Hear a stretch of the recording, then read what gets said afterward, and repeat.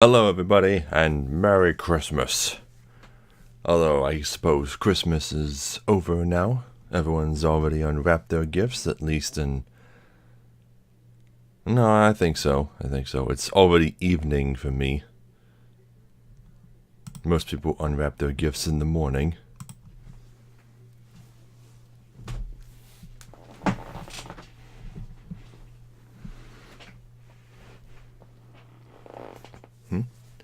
I'm seeing an advertisement for a movie called Glass by M. Night Shyamalan. Is that a sequel or a prequel to Unbreakable?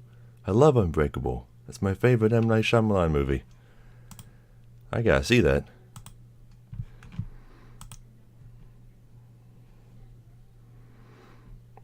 Anyway, pop out the chat. Gonna move you over here. Then move this over here. Starting a few seconds early today, because I want to give people time to get in.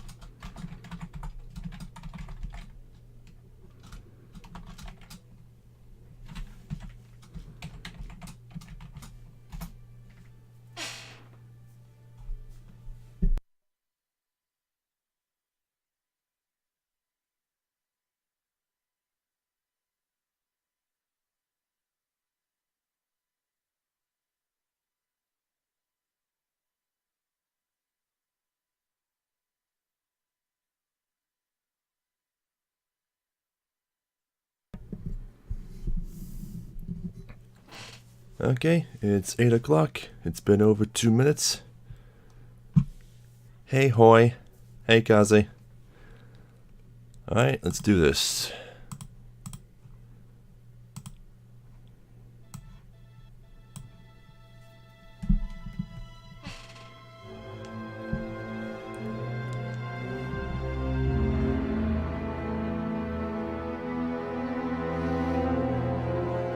So how was everybody's Christmas?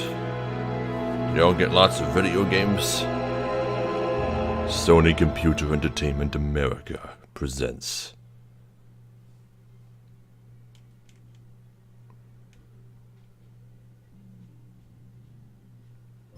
Now story time.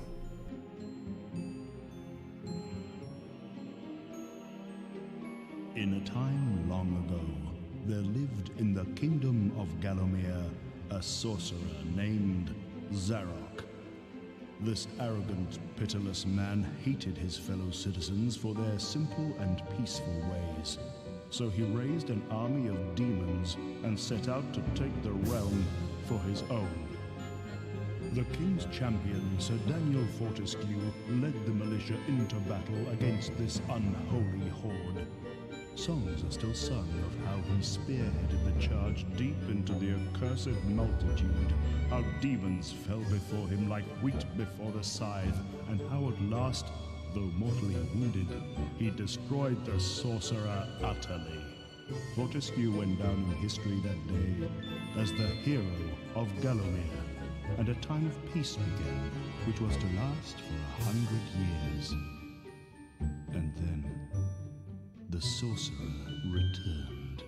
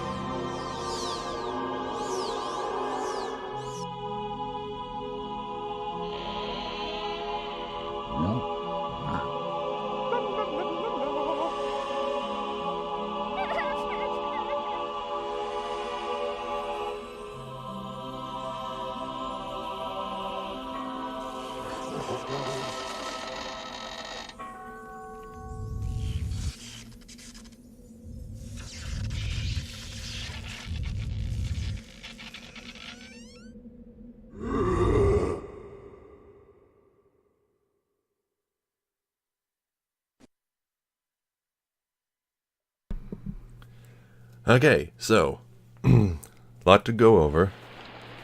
So, 100 years ago, the sorcerer named Zarok tried to take over the kingdom because he's just an evil prick. The kind of generic villain that just hates happiness and peace. And so, supposedly, a hero named Sir Daniel Fortescue defeated Zarok and all of his demons and went down in history as a hero. But if Zarok was destroyed, why is he still around? So there's nothing you can do here if you don't already have a save file.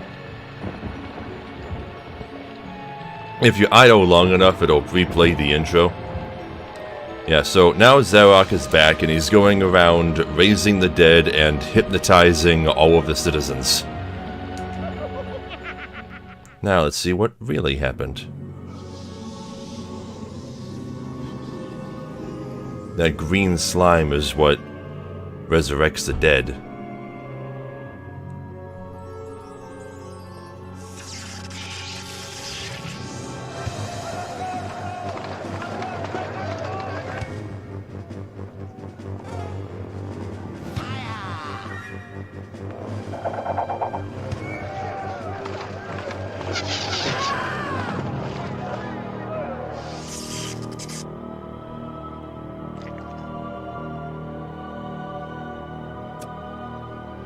So yeah, all that stuff the narrator just told you, it's a lie. Sir Dan was the first casualty of that battle, but he was given all the credit. It has risen again, Sir Daniel Fortescue. See? The hero of Gallowmere who fell at the first charge. The fog of war and the shrouds of time conspire to turn the arrow fodder into the saviour of the day. But we knows better.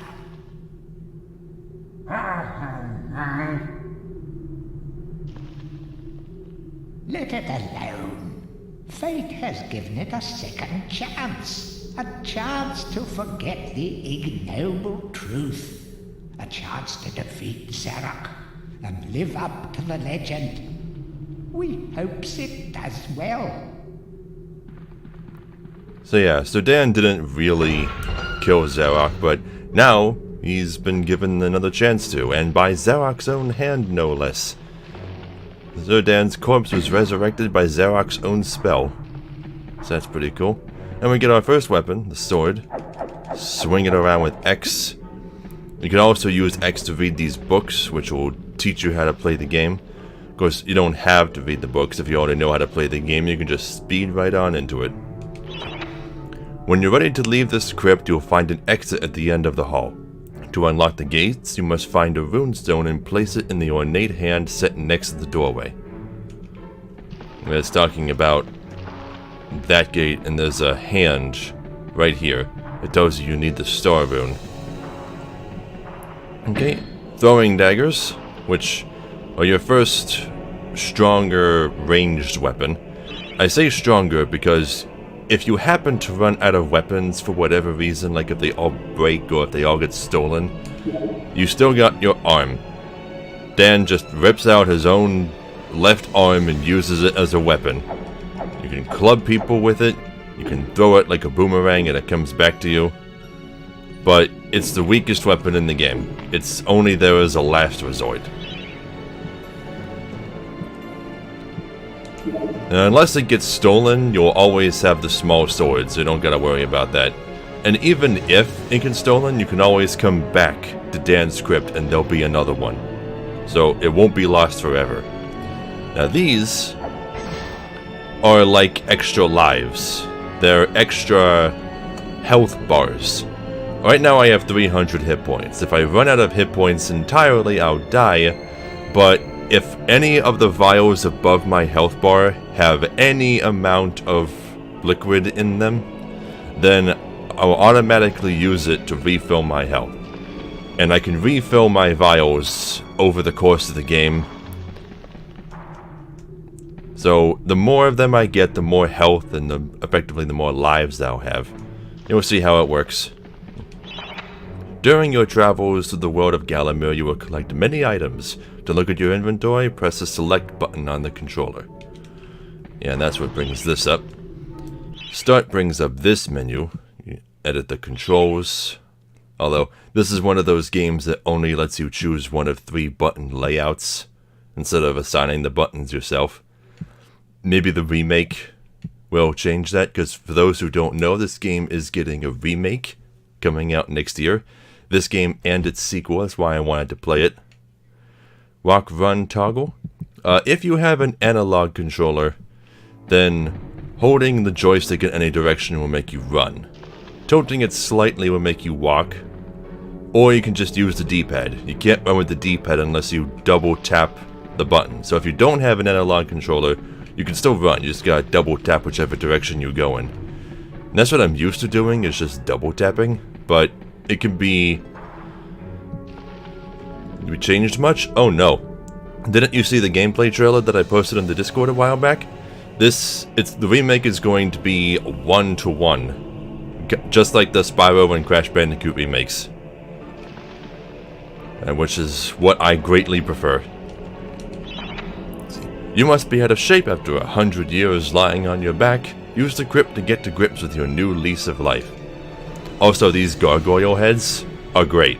They're all such smartasses. They always make fun of you. To do a power attack, press and hold the square button on the controller for a second or two and then release it. Yeah, so if you hit square, you do a spin.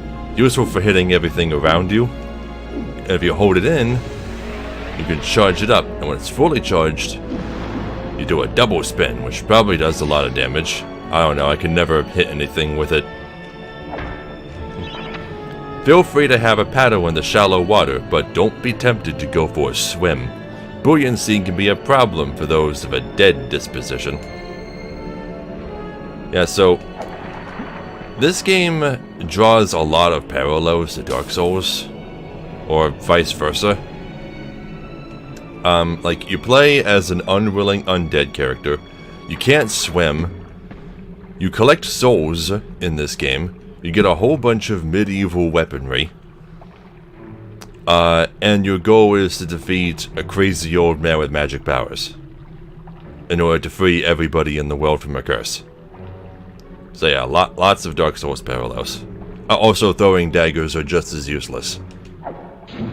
And you'll die a lot. You also get shields.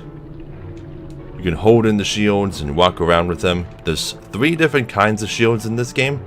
Copper shields are the most common, but they're also the weakest. You can see it has 150 durability. There are some enemies in the beginning of the game that will take out almost half of that if they hit your shield. It's really just there for emergencies. And you can attack while blocking, but you put your shield down temporarily in order to do so. Any treasure that you find will go into your coin score displayed in the top right of your display. Coins are used to buy items from the greedy merchant gargoyles, which are not the same as the gargoyles that were just talking to us. Merchant gargoyles don't talk, they're just there to sell you things. Also, over here, on the wall, there's a discolored section with clearly something behind it. But you need a big, heavy, blunt weapon in order to destroy it, which we don't have anything like that yet. So, to use runes, all you gotta do is approach the hand that wants it. And it's automatically put in there. Alright. Then we see a door with all this green slime, just like in the beginning. Track down Zarok by retracing his diabolical odyssey through Gallowmere. You can spot the exits from an area by looking out for his stinking trail of magic slime. Yeah, so these mark places where Zarok has recently been. So this whole game is just a big chase after Zarok. These mark exits, because you're always just one step behind him. And then we come to the world map, which has a big fog of war over it, which will be uncovered over the course of the game.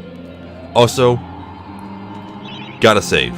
You can only save on the world map. There is no auto-saving. This game is incredibly forgiving with the number of extra lives and health and stuff that it gives you.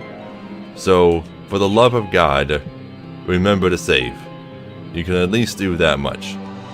Because if you do lose all of your lives, then you're done. You gotta go back to your last save. Right, the graveyard.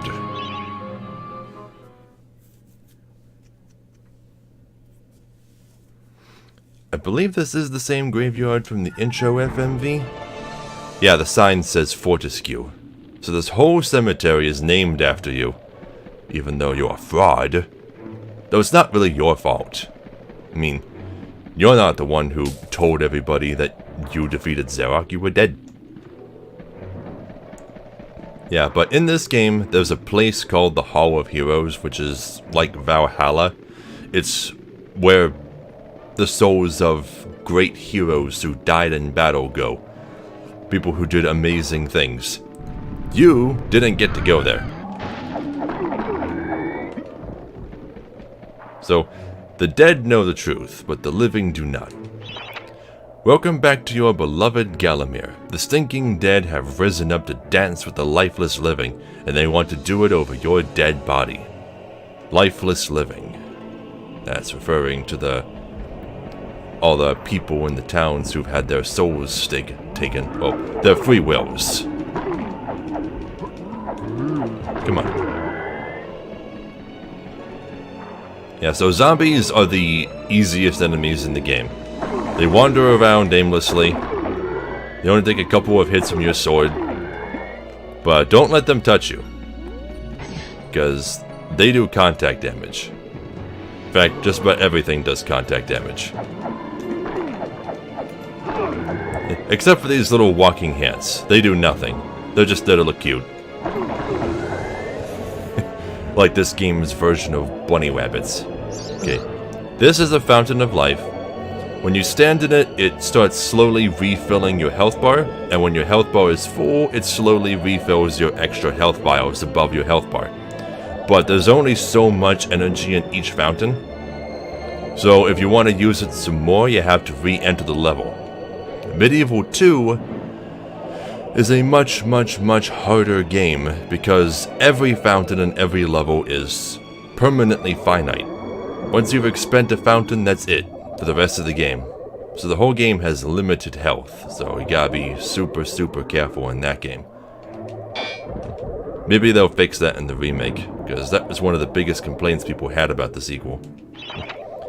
Don't let zombies get you down. Tend those wounds by stepping into this fountain of rejuvenation.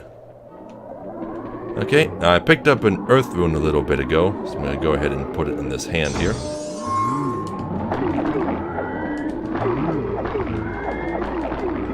Yeah, careful not to run toward enemies. You want to keep a healthy distance away from them. Chaos rune. By the way, health fountains aren't the only thing that come back when you re-enter a stage. Money does as well. Money is incredibly easy to farm, so you never have to worry about being short on cash. Unless you're in the middle of a stage and you really need to buy something.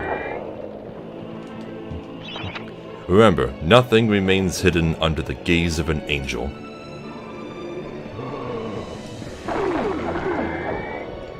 Now, of course, it's talking about this angel statue here.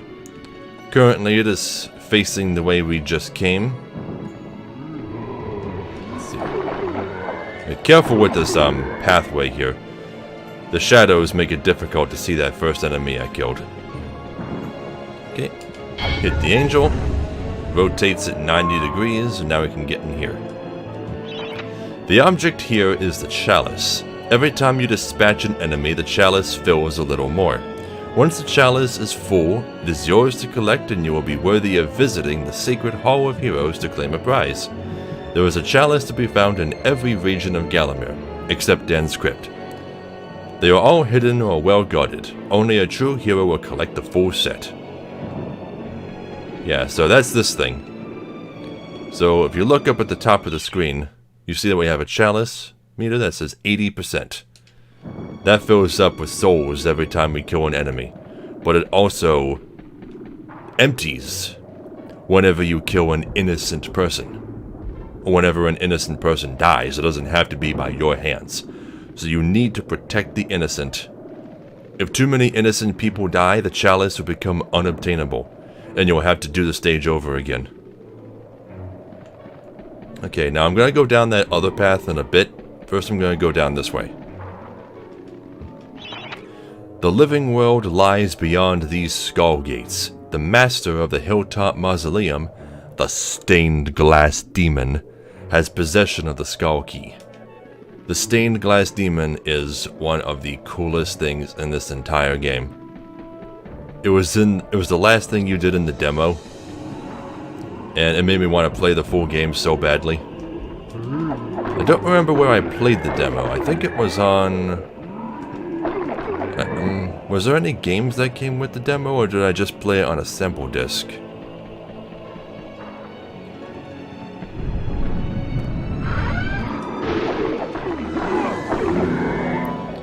Okay, well, I've killed enough zombies to get the chalice, so now I can go back for that.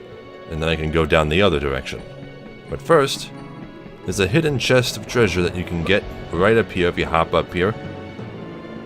Walk around the precarious ledge.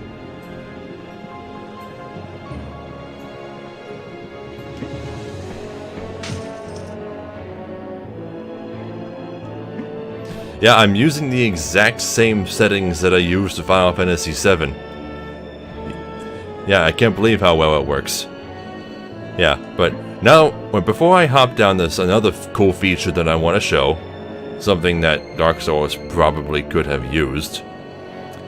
When you run off of a ledge, you just fall off of it. But if you walk toward a ledge, Sir Dan hiccups a little bit. He keeps you from falling off. For just a second. If you keep holding it in, then he falls off, but you don't have to worry about keeping your balance too much on narrow footing if you are just walking. So don't run, and you'll be good. Oh, why did I do that? I need to get the chalice.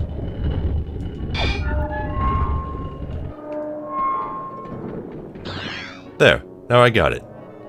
Now you can only collect the chalice once per level, and once you've gotten it, every time you revisit, in the chalice's place will just be a bag of gold.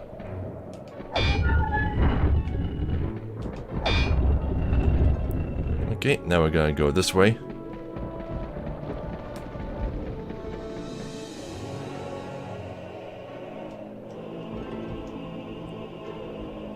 Well, you have to run in order to jump in Dark Souls anyway. I don't know, maybe. Okay, you approach the treasure at the top of the hill and you're immediately ambushed, so just run backwards and you'll be fine. Alright, so we get another life bottle already. So now I have triple the health I started with. Alright. Now we're gonna come up here, and there's the merchant gargoyle and a treasure chest, but like with all good things... Come on. Yeah, it's guarded. Okay. This is a merchant gargoyle. Right now, all he does is sell throwing daggers. You can carry a max of 250 of them, and 50 cost 40 gold. Throwing daggers are useless. Absolutely useless. I mean, I suppose if you wanted to do a no chalice run, then they'd be useful. See, that's the cool thing about this game, is that you can make it as easy or as difficult as you like. You can do all of the challenges in the game, get all the chalices and all of the weapons and stuff, and become really, really powerful and versatile. Or you can avoid collecting any chalices and make the game really super difficult for yourself. But at the same time, then you don't have to collect chalices, so maybe it evens itself out.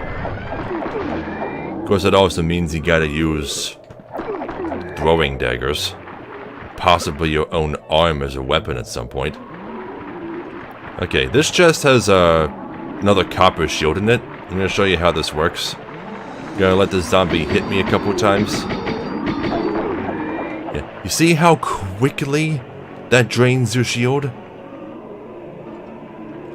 60% of its durability gone from one enemy in like 2 seconds. So yeah, copper shields aren't worth a piece of shit. But every time you collect a new one, it refills completely. And that's it for the first stage. Also, here's some deep water. Do not step in the deep water, because like they said in the beginning of the game, you can't swim. If you fall in deep water, you die instantly. Instantly. Just like in Dark Souls. Tread softly. Zarok awaits beyond these gates. The Master meets with the demon from the mausoleum, hatching plots of purest evil. Forgotten nobodies would be wise to make themselves scarce. You're calling a forgotten nobody. Alright, and once you've gotten the chalice, when you leave the stage, you're immediately taken to the Hall of Heroes.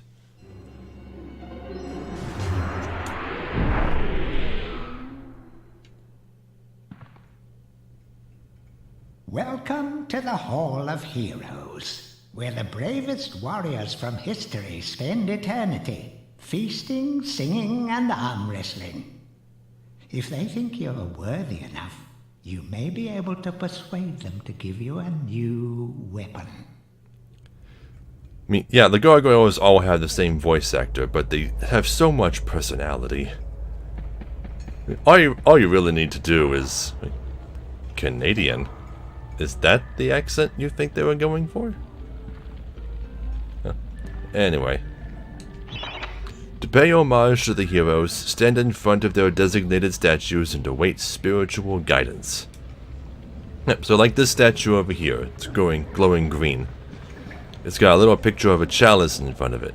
So if you have a full chalice, you can talk to the statue and trade it for whatever the prizes. Like there's another statue over here, but we can't talk to him yet because he's not glowing. And another one over here. And over here in the corner, we see a ghostly visage of Sir Dan. In skeleton form, for some reason. But yeah, this won't become opaque until Sir Dan has earned his right to be in the Hall of Heroes. Oh, Flappy... Oh, that's what you meant. Not the accent, just...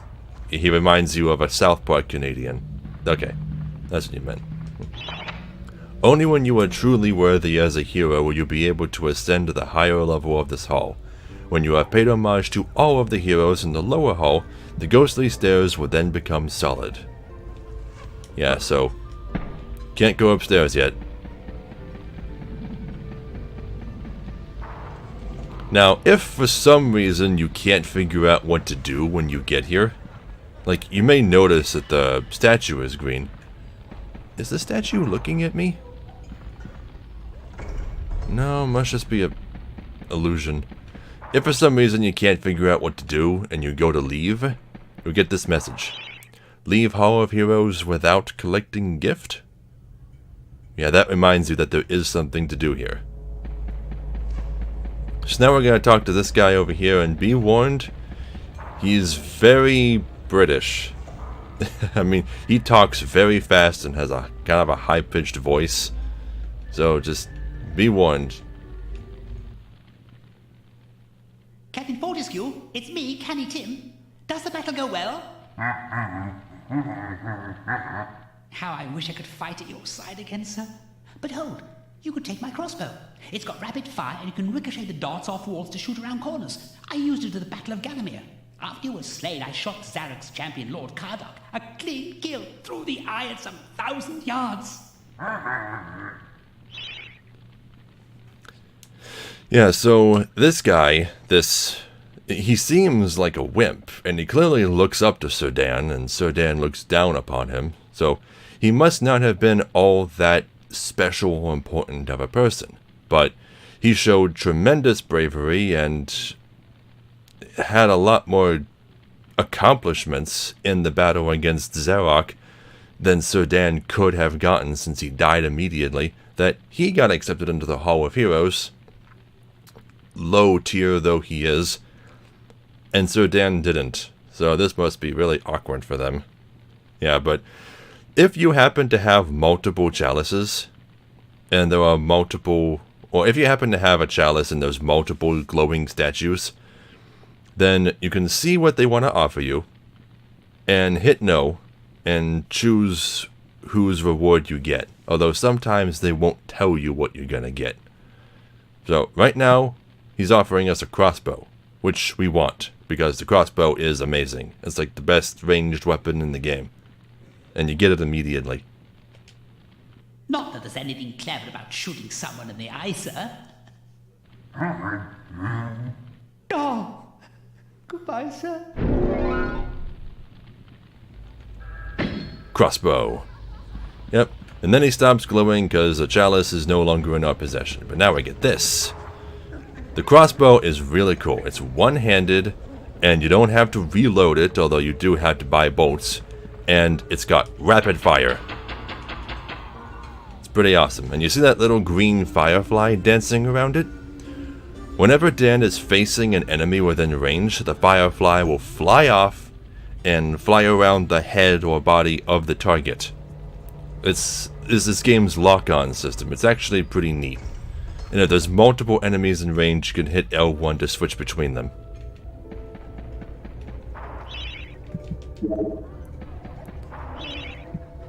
Alright, now we can leave. Be warned that when you leave the Hall of Heroes, with or without a gift, you can't go back unless you get another chalice. So if you didn't pick up the crossbow when you leave, then you had to get another chalice if you want to get it. Also, you don't have to worry too much about remembering to save, because I think it reminds you to save every time you leave, just not after Dan's crypt.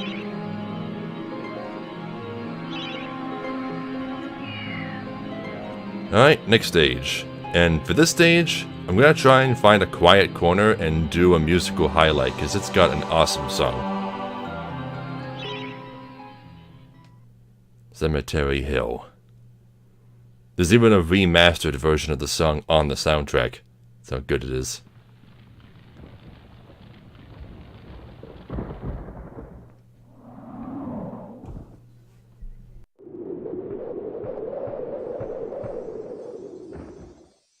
So, even from the shackles of death, my old enemy pursues me. You're too late, Fortescue. Already my army has risen from the grave. You will never leave this necropolis.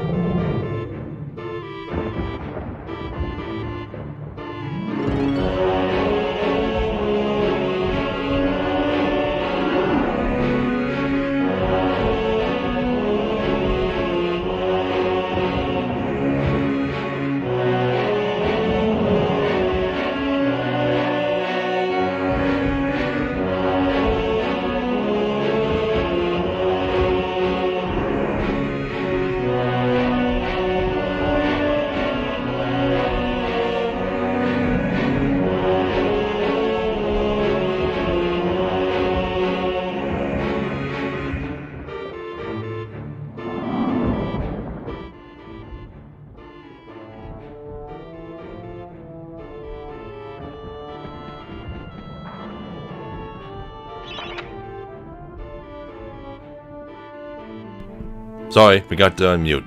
As I was saying, I love the song. It's my favorite song in the whole game. Some obstructions can be smashed down with clubs and certain other weapons. Try experimenting. Yeah, but we don't have any clubs yet, so we'll have to wait. I see you guys hiding behind the wall, trying to ambush me.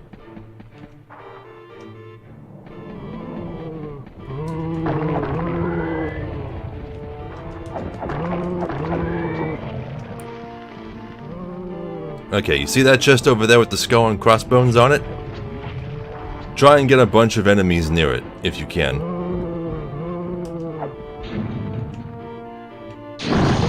Boom!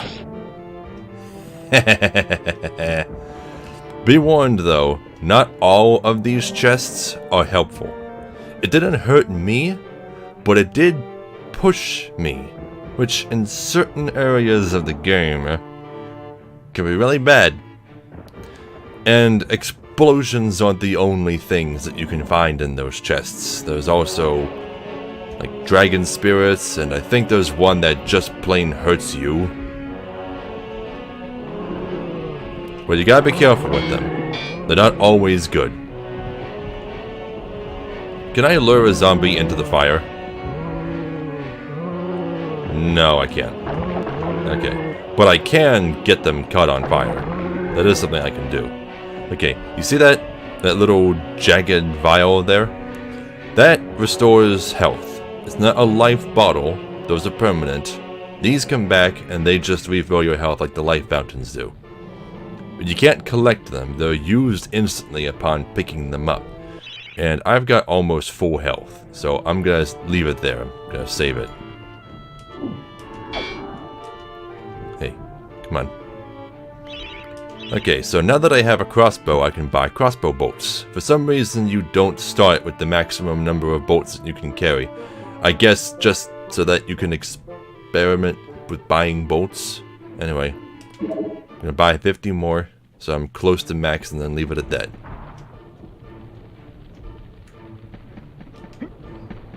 Okay, so over here we have a bunch of boulders that we can't destroy because we don't have anything big and heavy and blunt like the club. So we'll have to wait until we have a club before we can break those.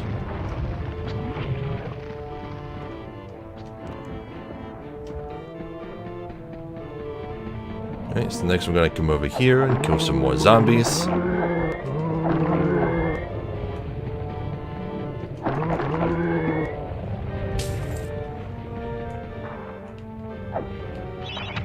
Of great archaeological interest, destroy the boulder and plunder the valuable treasures within. Not totally certain why interest is capitalized.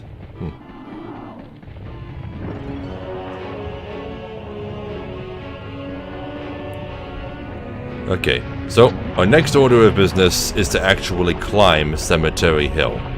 Which, you got all these boulders being rolled down the hill by those two gargoyles that Zarok awakened. But getting up this hill is super easy. Just take the stairs.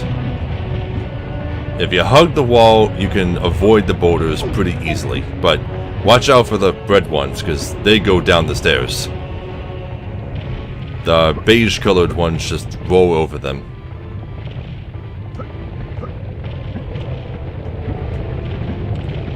Most of the chests that I'm skipping just contain shields. Ah, goddammit. You're supposed to use the shields to block the boulders, but fuck that. We have failed the master. We give our lives.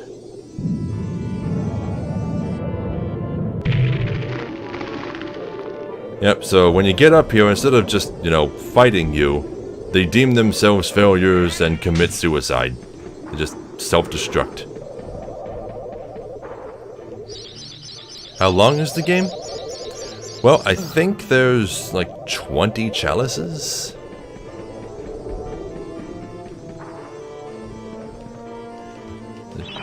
The adventurer would be wise to be thorough in the exploration of an area. Hidden locations reap great rewards. Yeah, so that's your cue to go back and explore some more.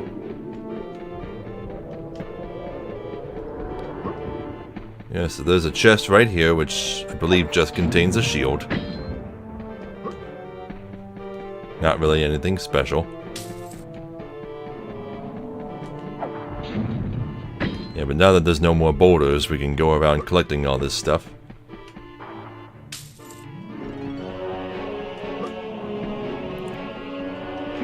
Yeah, but over here, we find something interesting. Not in the chest, but in the area. Right here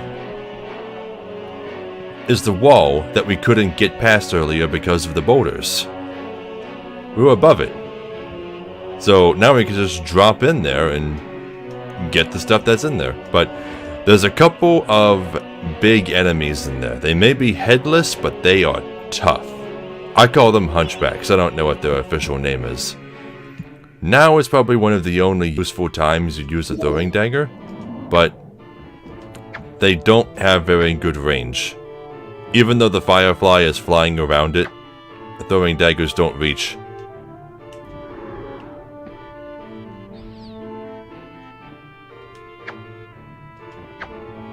Yeah, they're really lame. So I'm just gonna use a crossbow instead.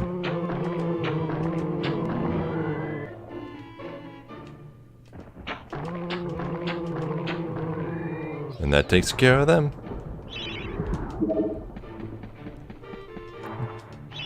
The club is a crude but effective weapon. Bash with it, burn with it, but beware, one bash too many and it will break.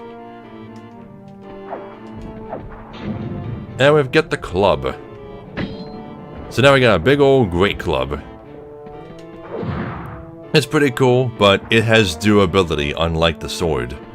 Every hit takes 1%. Unless you hit something that can be destroyed, then it takes 2%. Now, the club is a very versatile weapon. Apart from just being able to smash and bash things, you can also hold in square to stick it out in front of you like this.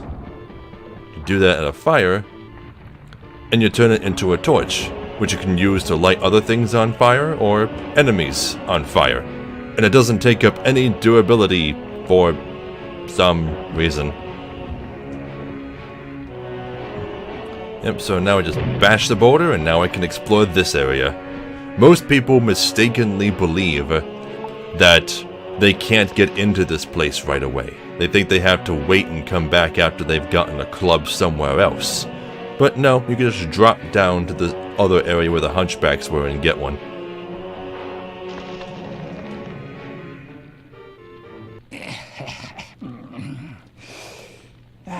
Fresh air. We hate these dark old caves and their filthy stench of old witches. A coven of the warty old hags lived here once, unholy fires burning all night while they brewed up unspeakable muck in their cauldrons. They moved on years back, but the smell still makes our eyes sting. Yeah, okay, so this place used to be inhabited by witches. And there's zombies in here too. Don't know how they got in here. They must have been here before. I don't know, maybe they were slaves? I don't know. This bookshelf can be destroyed. Lots of hidden stuff in this level. I'm gonna read the book. Read the book. A guide to covens for witches and witchcraft enthusiasts. A witch's coven would reach the height of its power only when all of their sacred flames are alight. Witches have been known to offer help to the questing adventurer, yet they are a reclusive people and have to be summoned by the aid of mystic charms or talismans. Let it be known that help from a witch is rarely given freely, and the witch will more often than not make a request of the adventurer before any such help is given. Okay, good night, Tyler. If seeking to summon a witch, remember that they are quite territorial. Any signs of previous witch activity in an area is good indication that a witch can be called upon. Except here. You can't call upon a witch here. Instead, there's something else for us to obtain in this area. So you come into this room, and you hear a whole bunch of zombies. Man, it's noisy in here. Yeah, but they're all in cages, and so are all of the items that they're guarding, including that thing. That item right there, and we want it. We want everything in here. The chalice is in here too. So, in order to get in there, we need to use the club. Come on. Point it at the fire. There we go.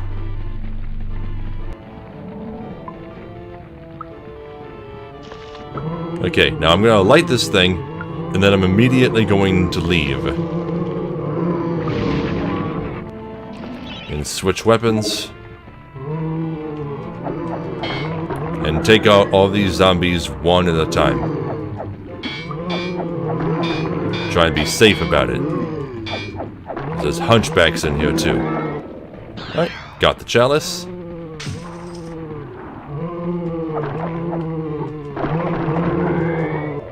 Yeah, the hunchbacks are fast and they do a ton of damage. So you gotta be careful with them. Okay, and now we get the Witch Talisman. Now remember that this is in a completely... This is a whole side area. You don't have to come here right away. If you miss this area, you can always come back later. But if you don't get the Witch Talisman, then you'll be unable to complete the game. You need the Witch Talisman in order to summon witches, which there are a couple places where you do that, just not here. And that's it. This level is complete. We got the chalice, we got the Witch Talisman, and we got ourselves a club. And if we ever need a refill to the club, we can always just come back here and grab one. Now, careful with the lava, that will instantly kill you.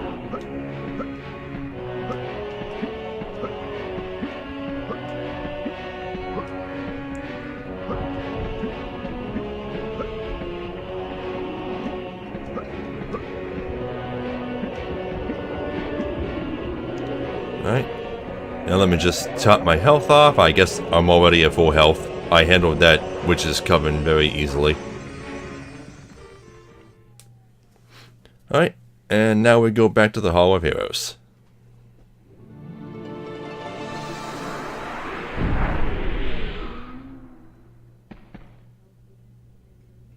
Back from the battle so soon?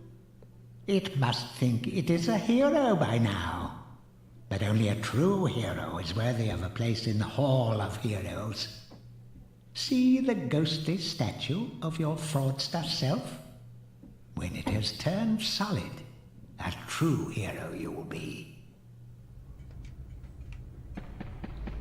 Okay, so we're back. Although there's still only one statue to interact with, that being Canny Tim. So we have to listen to him again. It would take more than an army of the evil dead to throw your strider. I've something that may help you on your quest, Captain. I give it to you freely, though I have no idea what it is. Yeah, that's what I was telling you about before. Sometimes these guys won't tell you what they're giving you. So if there's multiple statues available, you can either... You can choose between the two. Like, do you want this powerful weapon? Or do you want what's in the box? Take the box. And it's a life bottle. So now I have even more health. And it might not seem like I'm using all of the health that I'm getting, but believe me, later on in the game, you're gonna want as much of it as you can possibly get.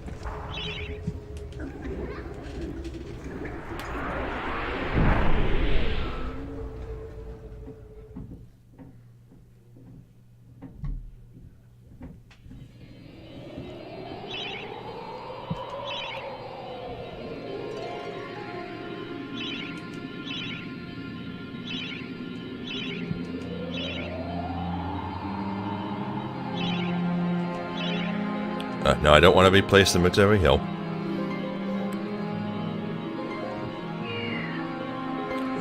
The Hilltop Mausoleum. This was the last level available in the demo. Oh, but before I go there, let's head back to Dan's script real quick. Now that I've got the club, I can break open that wall.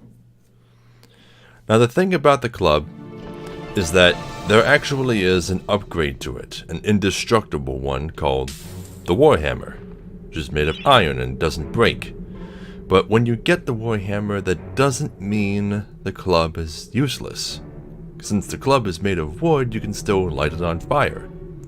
So, that's the cool thing about MediEvil, is that none of your weapons really become useless except for the ones that are already useless, like the arm and the throwing daggers.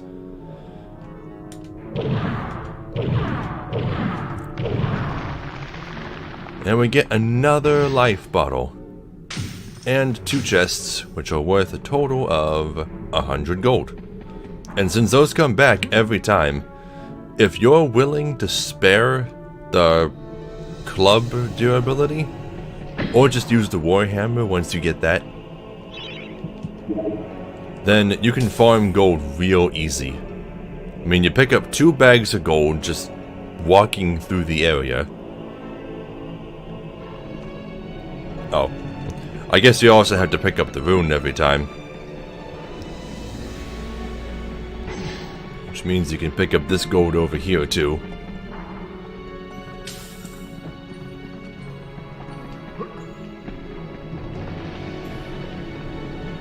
Yeah, so every trip gets you 130 gold. That's pretty good. And it only takes like a minute to do this level. So like I said, you never have to worry about money.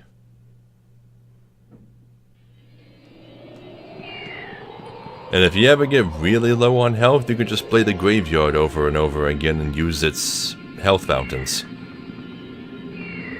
Alright, the Hilltop Mausoleum. Now this, I'm gonna make another save. This is the first particularly difficult level, and it's a long level.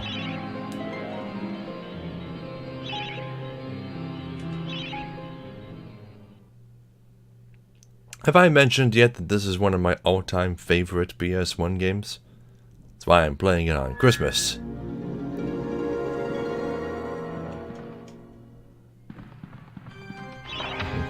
You are entering a house of pain.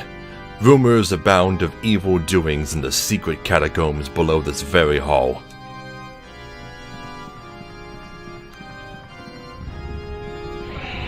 Okay, and we get our next new enemy.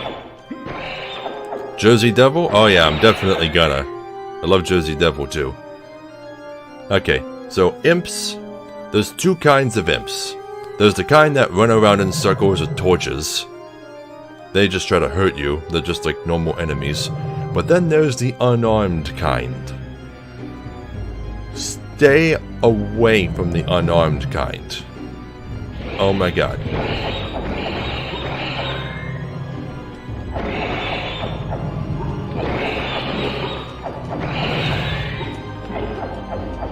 Come back here. Come back here. Yeah. These guys don't have contact damage. The zombies do because they're considered to always be attacking.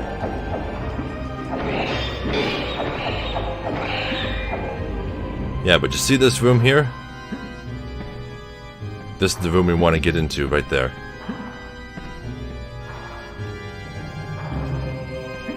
What's in this chest? Ah, another club. Might as well take it. We'll be using the club quite a bit here. Oh, more imps.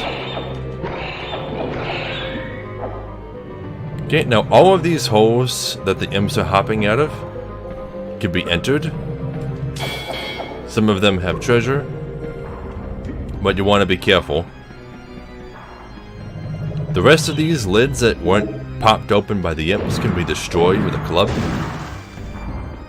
though they don't all have rewards in them.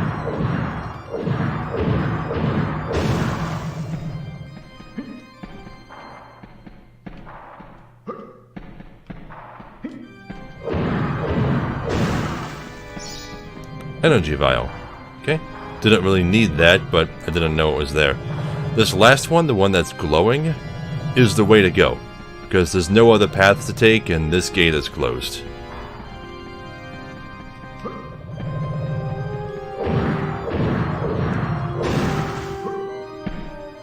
Okay, switch back out to my regular sword. Keep my shield up. Okay, there's a big stained glass wall between me and the imp, so I can go ahead and read this. Watch out for sticky-fingered imps. These thieves will strip you down to your armored undies. Yeah, those are the ones that I was telling you about. None of these imps are those kind, though. They all have torches.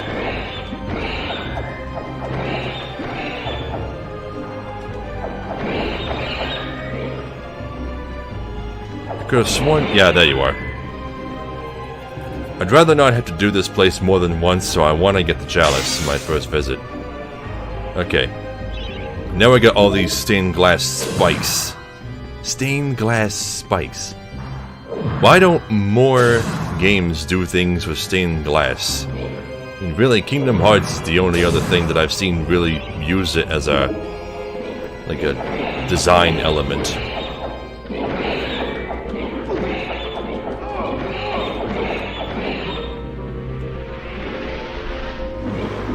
Oh, that goes right over their heads. I can't even use the spin on these guys.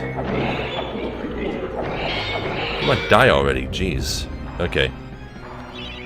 Now, you'll want to be careful with these spikes. Damn it, they do a lot of damage when they hit. And you want to make sure that a clear path is made. Okay, so I'm going to pick up the energy vial. Now, as soon as you pick up this earth rune, and the game doesn't tell you this, well, I think it does give you a warning. The floor is collapsing. So you gotta run out. And if you left any stained glass around, like that, you better remember where it was. Otherwise, you'll just run into it and take damage.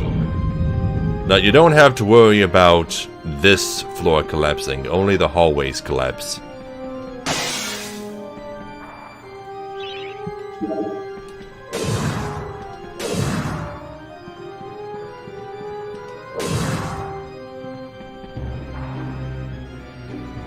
Okay, it looks like this is the correct way to go, at least eventually. It requires... I think it's the moon rune, is the blue one? Yeah, moon rune.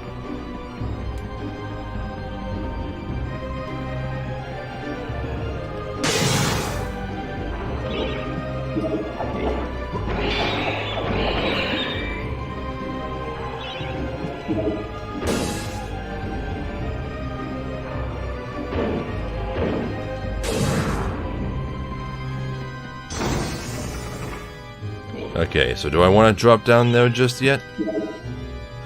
I think there's a sticky-fingered imp in this room. And I'd love for it to show up so I could just shoot it with something from a distance. Nope, there it is. Doesn't come out until I come down. Die, fucker. Hate you. Stay away from me. Stay away from me. Gotcha.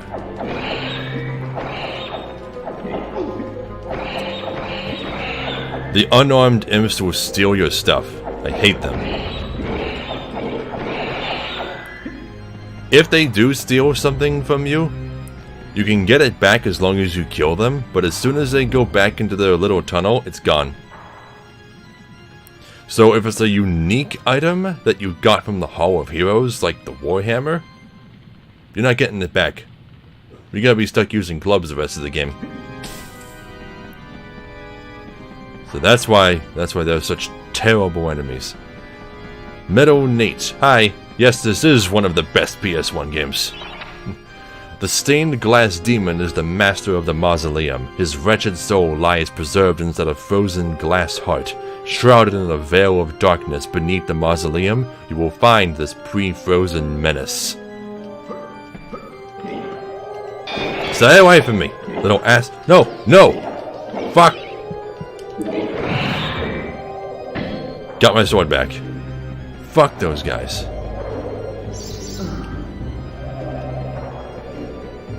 Okay. So now we're up here, and we got the moon rune.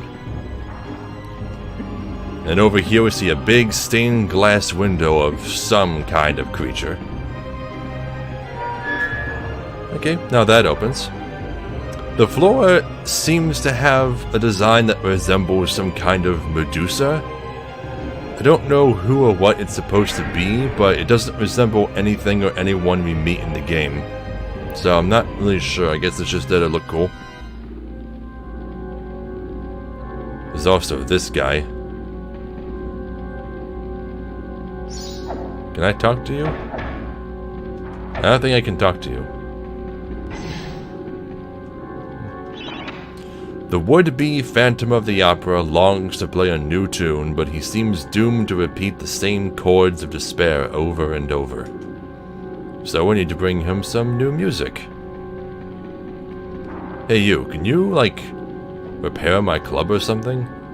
I don't think you can. No. No, I'm good. Although, just to be safe, just for this one boss, I am going to fill up my throwing daggers.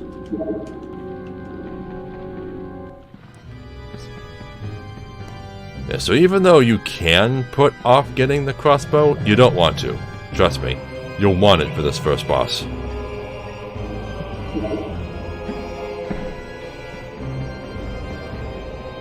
I think I already destroyed all of the stained glass that matters down here. Just need my sword to take out the imps.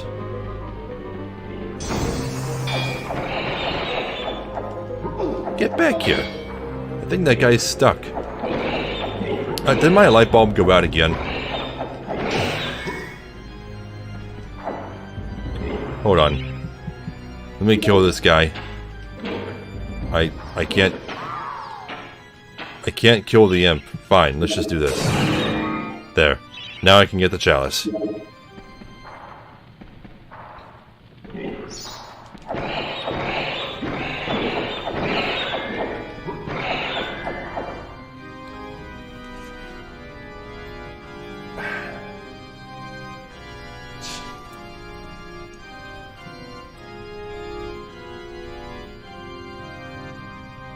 God damn it. That light bulb was giving me issues earlier.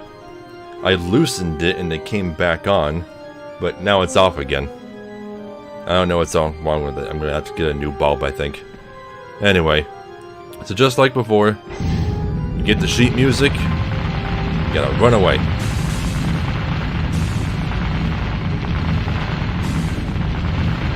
It's not hard, but you can bet your ass I died a lot the first time I played this game.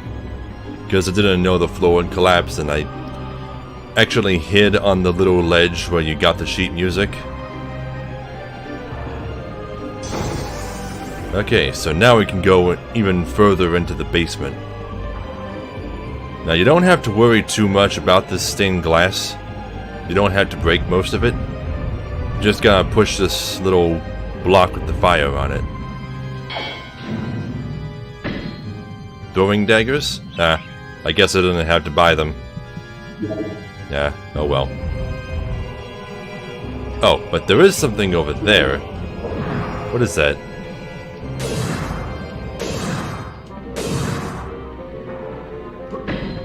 Copper shield.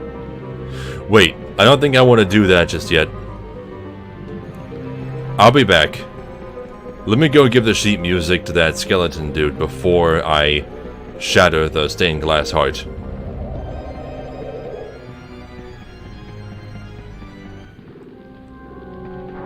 Okay. Use sheet music.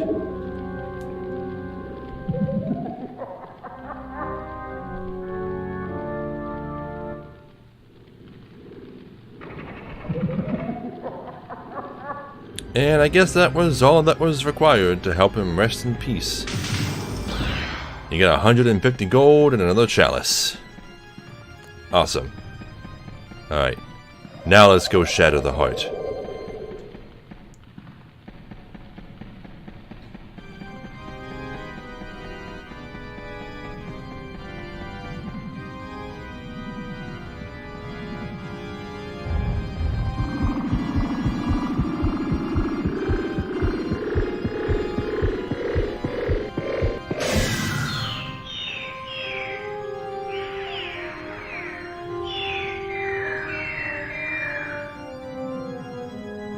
Okay, is there anything up here?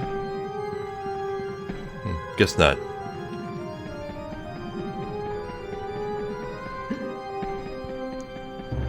Alright, let me get my crossbow out. Alright, let's do this. Full health. Alright, let's go.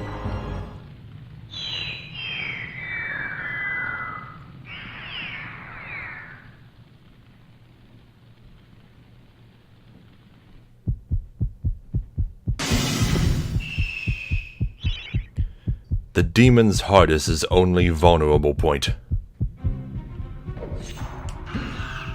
Okay, so gotta dodge his attacks and shoot at the heart when it comes out.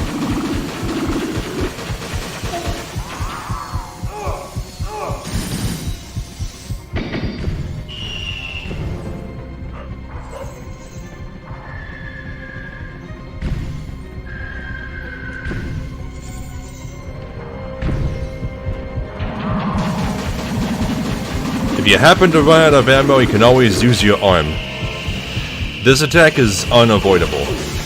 You just have to break out of it by rapidly tapping attack.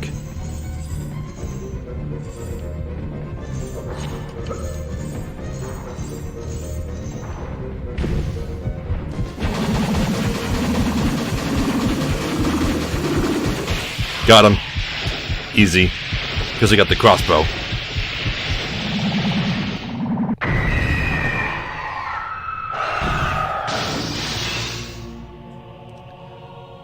Seriously, the concept of this boss is so great.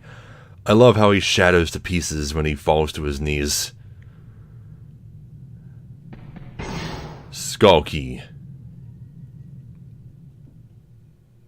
I've only been playing for an hour and I've already beaten the first boss.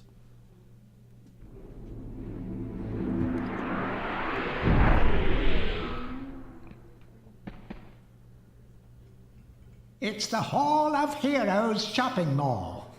Bargain hunters should check out the ground floor. Well-to-do shoppers should check out the upper floor.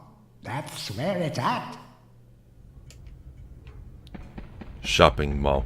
They must be omniscient. They must be able to, like, see the future and stuff. Okay, so Candy Tim isn't glowing this time.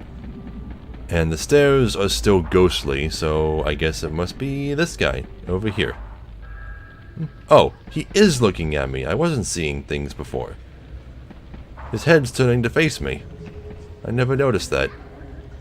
Oh, another thing I never knew before testing this in an emulator is if you hold an R1, you can do side steps and walk backwards. I never knew you could do this. I mean, I beat the game just fine not knowing how, but, yeah. Ah, Fortescue! What's this I hear about that archcad Zarok still being alive? Thought you killed the fella. Never mind, you old warhorse. Better show him what's what, eh? I expect Johnny's zombies a bit more of a handful than you remember. How are you doing for weapons? Here, take my warhammer. It'll smash anything and it won't fall apart like a club. I only ever get to use it cracking walnuts around this place. Nonsense, Fortescue. I won't take no for an answer. Knock a few heads for old Stan your iron hewer, eh? And just like that, we get the hammer. And unlike the club, when you use the special button, you don't stick it out to light it on fire.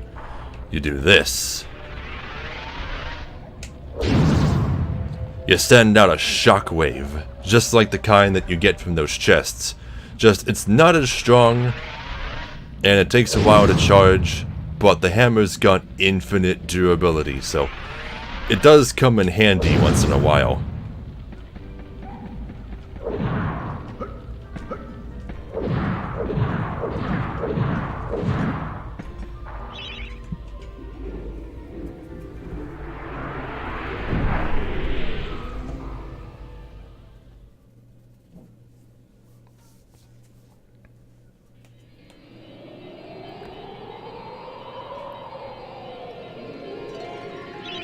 Alright, save progress.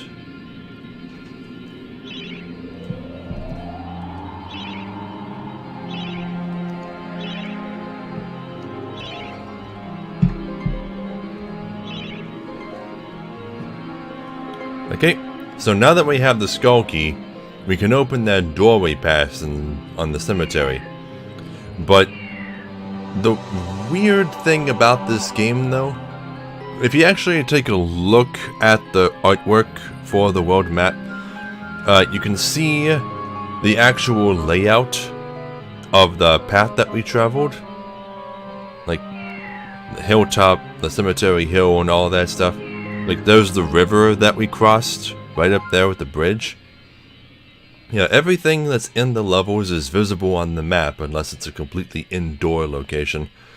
But instead of going to the graveyard and using it on that door, instead we have to go to return to the graveyard. And this will let us do the graveyard level backwards for so long until we get to the door where we use the key. It's kind of weird. This is the only stage that does it this way. All the other stages, if there's something that you have to come back later for, you go back to that stage.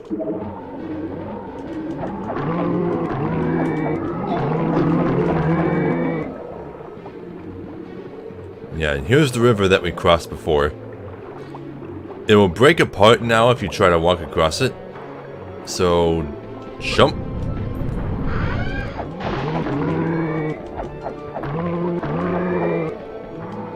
Alright, more of these hunchback guys.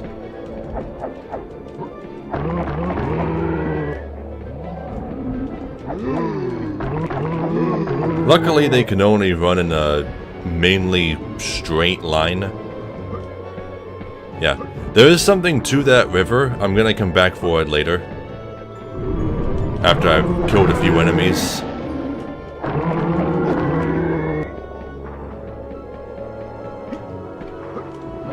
Yeah, but the health fountain that used to be up here is now gone, because we're in a different level. That was a lot of you guys. Jeez.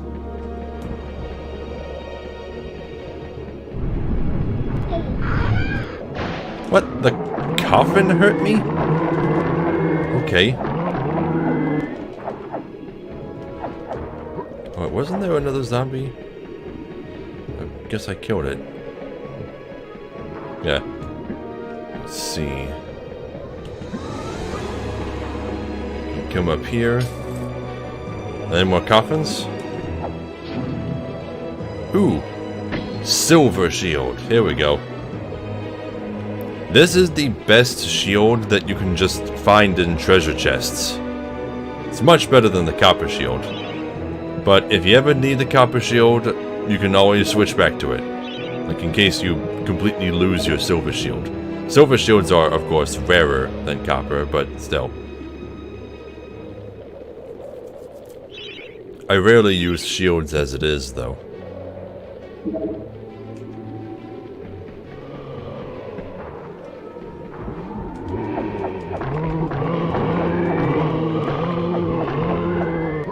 Cheese the enemies whenever possible.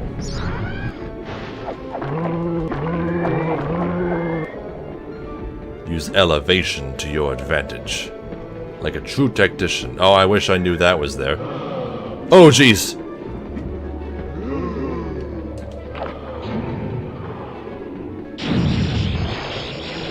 I think I got him. Yep.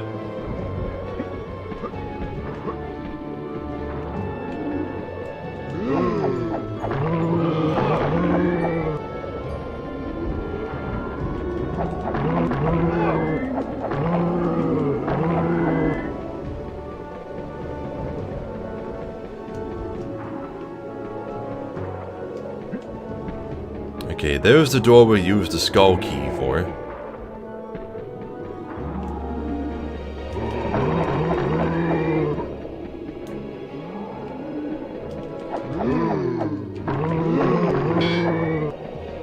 Just gotta play Matador with those guys. Okay. We can't go back that way. You'll notice that even the angel statue is gone. The little book that teaches you about chalices is gone. That's no longer part of the stage. We can't go in that direction at all.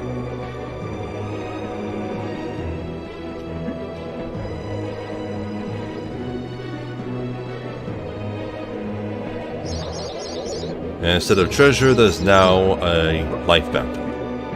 Okay.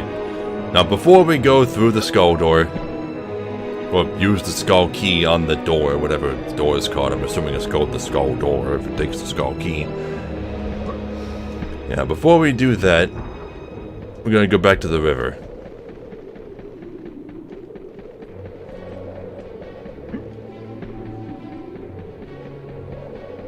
Now this part will probably cost me a few lives, because it's platforming and water. Not a very good combination. Okay, here comes a coffin.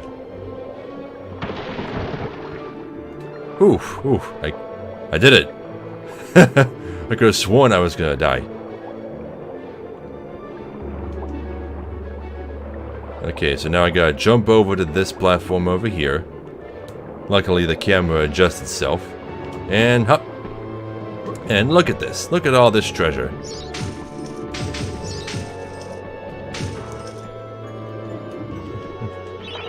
Who's a clever skeleton then? Remember that there are many more secret areas like this throughout the land of Galamir, some offering more than just treasure. Yeah, sometimes the game hides chalices from you. Like, really, really well.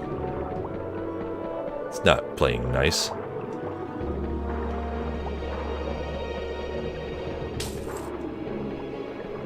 Okay, and then just drop back here, and we're back where we were before.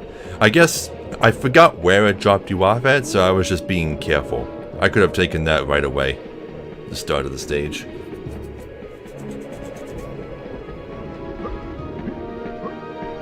Alright, time to go open the door. The stage is only half done.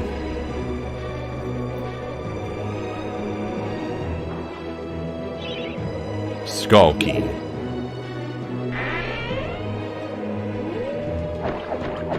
Alright, now I got wolves to deal with. And don't worry, they're not like regular wolves. So they don't count as innocent lives. I guess they're like demon wolves.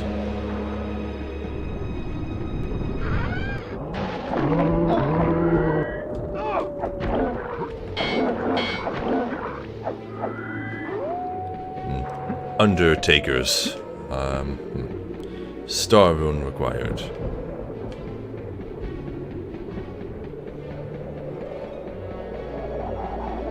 Oh, there's a star rune.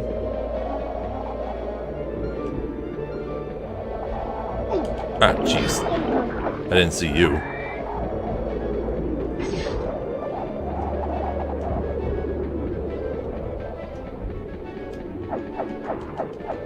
Get back here.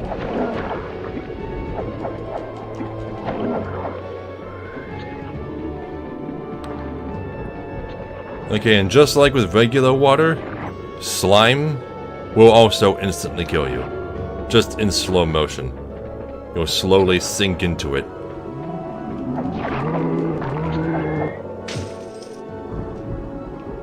Nope, nope. I probably should have walked. Oh well. I was low on health anyway, I didn't lose that much total life. Okay, walk. Don't run. There we go.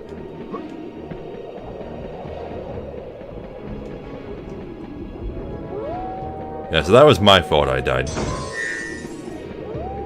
Wasn't careful enough. Oh, there's a book there I didn't read.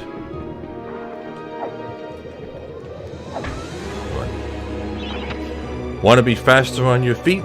Want to be able to bash down walls by charging into them? All you have to do is defeat the evil guardians of the graveyard and gain this new ability. You will never know why you left the grave without it. Yeah, that's something that the next boss we're gonna fight is gonna teach us a new core ability. Not just a weapon or item. Okay, well there's the chalice. Let's see, which way to go? Oh, jeez. Oh, come on, that's not fair. Putting one of these things in a narrow hallway like that.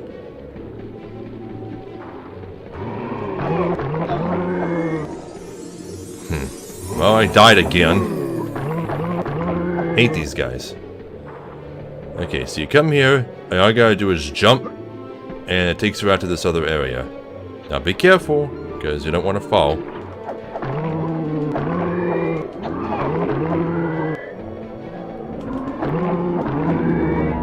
Right, well, I can collect the chalice now, so that's something. Come on, kill it already, jeez. Ha! I got the vial without having to move the block to it.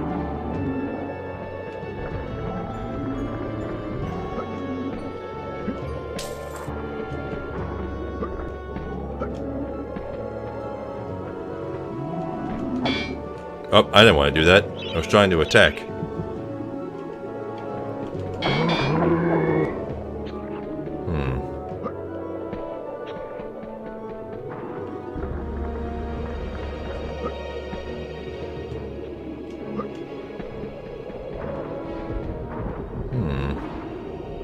What was the point of coming up here? I think there's a lever somewhere that I'm supposed to... Wait. I remember now. I remember.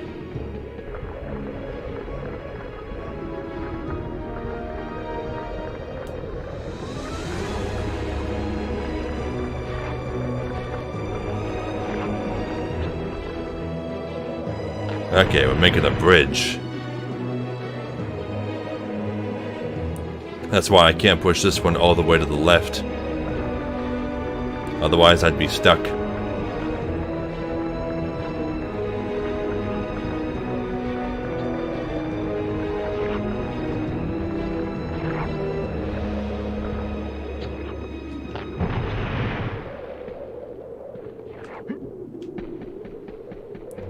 Okay, now we can just hop right back down here. Pick up our chalice. Probably get ambushed by more hunchbacks.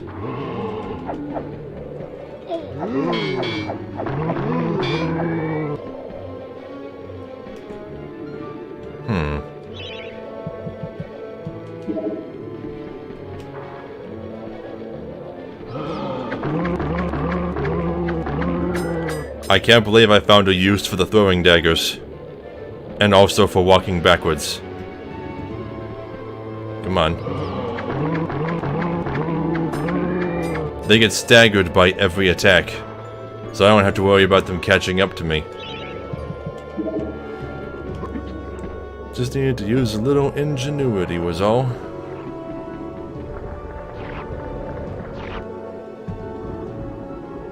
Is there any ledge down there? No, I think that's just death.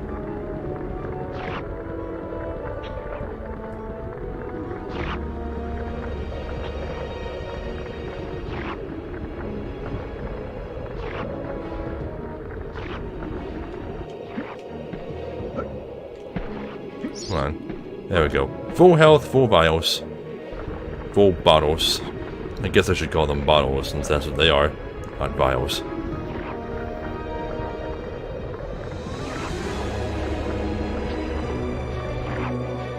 You know, it almost seems like it should be possible to just run and jump to that bridge without having to push down the rocks at all. I'm betting that's what speedrunners do. Okay, well, let's try it. Why not?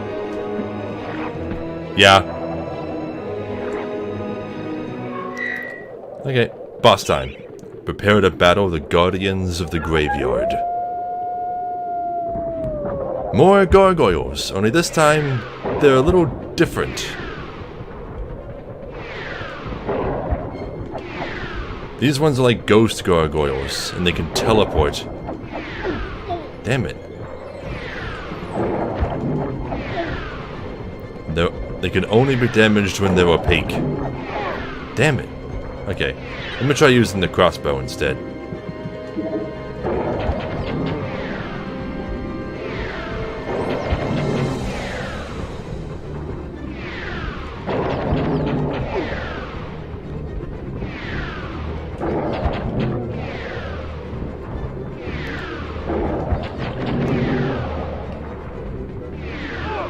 Damn it. God.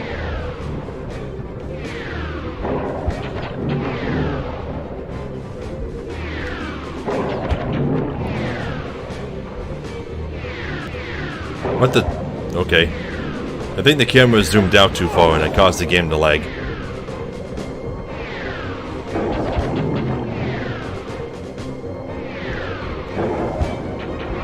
Stop, stay away from me.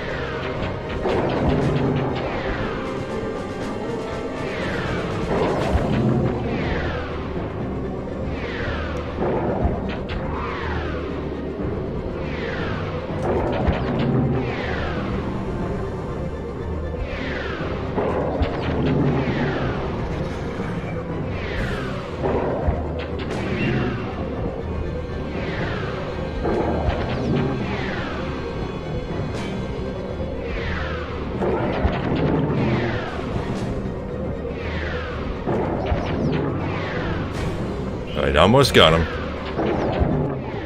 Got him. The evil guardians of the graveyard have been vanquished. You have claimed the daring dash ability. Use it well, Sir Dan. Okay, so to use it, I think all you do is hit triangle while running. So now I can get around faster. And apparently break down walls with it? I don't know. I wish I could go back and use that life fountain.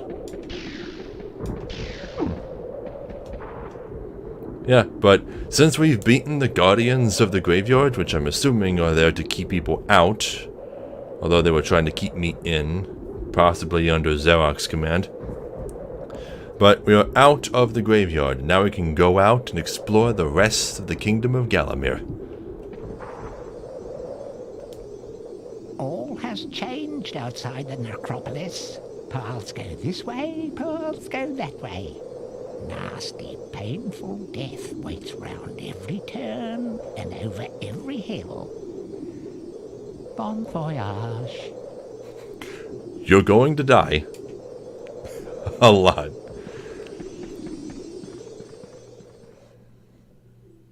Hall of Heroes. Let's see what we get this time. Sometimes your visits to the Hall of Heroes will be underwhelming. Sometimes you won't get anything particularly special. Okay, so you're glowing now. Is anyone else glowing? You're not glowing, you're not glowing. Okay, you can only talk to one person. It's always best to check. Bravo, Fortescue! Some of the other chaps wagered Zarok would be using your ribcage as a toast rack by now. But I knew you'd pull through. Here, I have a little extra something here I can give you. Could help the old quest. You want it? Do I have a choice? Well, of course I have a choice, but there's no other prize to claim. 100 gold. Okay, well, it's something. That's what I meant by some prizes being underwhelming. I think some of the prizes are just like a bunch of health vials.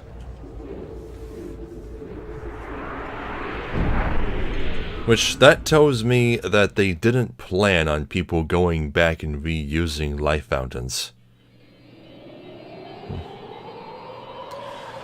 Ooh, that actually makes me kind of worried for the remake now that I think about it.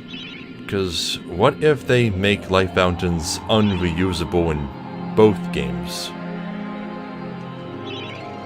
Like, what if that was their intention all along, was for them to be non-renewable? Yeah, but now we have our first split in the path.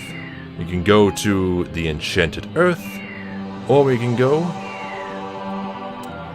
to Scarecrow Fields, which Enchanted Earth is a huge level that we can't even complete yet.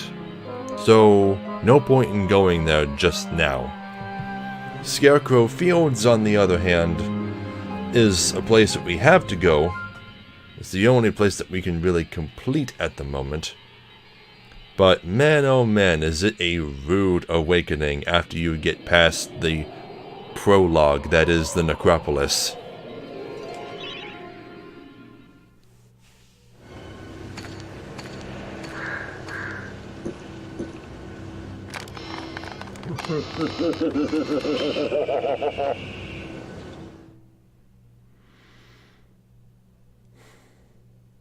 Scarecrow Fields. Man, I hate this place.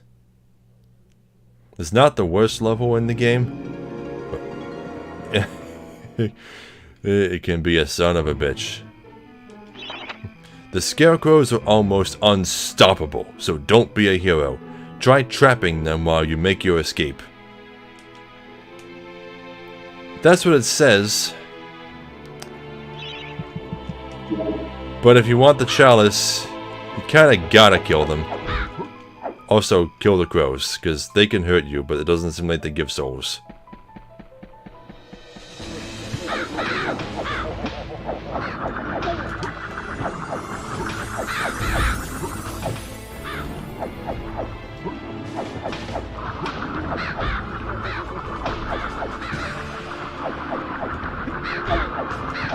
God damn it, the other scarecrow came along.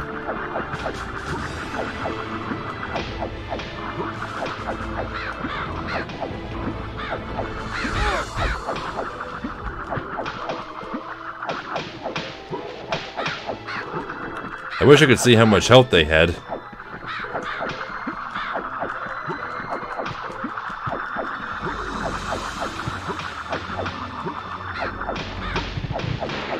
Okay, got one. And got the other. And that seems to instantly kill all the crows when they all die. So yeah. Oh, crazy farmer. I think it's a demon farmer. I don't think it's an innocent civilian. You can kill these guys. There are only actually... There's only a couple of levels with innocent people that you have to avoid killing.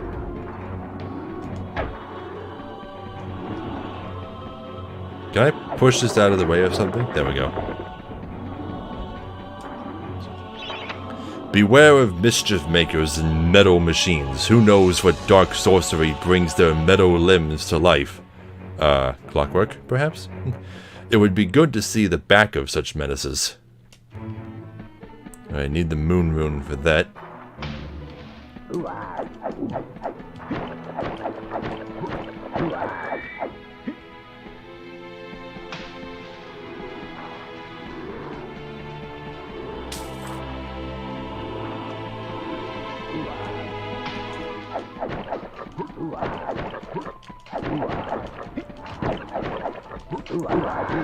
A lot of battles in this game can be resolved by just running around the enemy.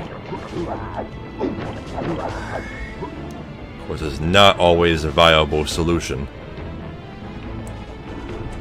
In any case, you should always be careful. Energy vial. Merchant gargoyle. I need some crossbow bolts.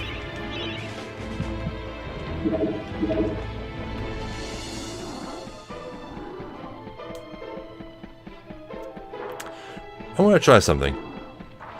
There's a fire here. Can I light these? I can light them on fire. What does that do? Can I snuff out enemies that are hiding in them?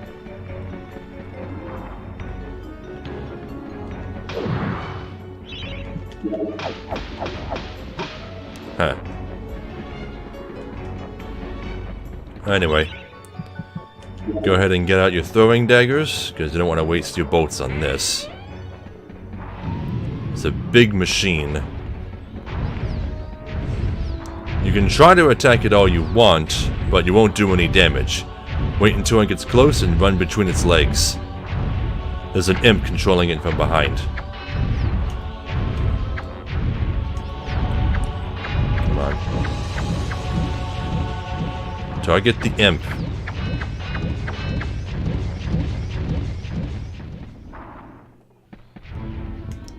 I thought L1 was change targets.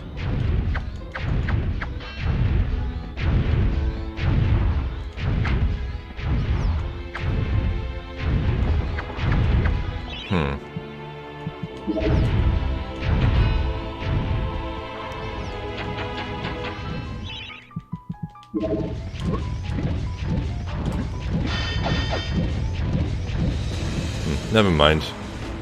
Maybe I do have to just attack the head.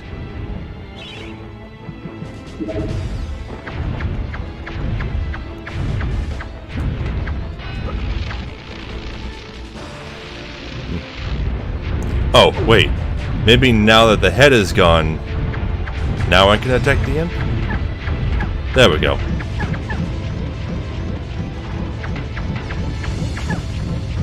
No, I can just stand right here and I'm safe. I don't actually have to get in front of it. Heh. Okay, well that takes care of that. Moon. And now we can get in here. Just get out a better weapon first. Bats.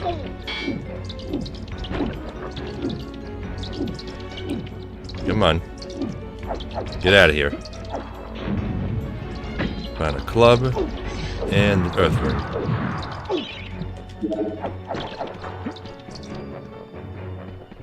No point in killing the bats, I guess. I wonder why they gave you a club, though. There must be something in here we had to smash. Alright, watch out for the windmill. Alright, now this is what happens when you fill up your health. It starts filling up your extra vials. And then when they're full, you're done. Oh, crows. There's gonna be a scarecrow around here that I have to fight.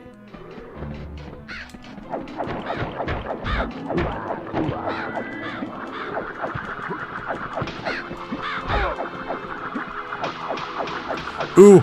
I can attack them through this gate. Cheese. Hardcore cheese. Come on. Get back here. Awesome.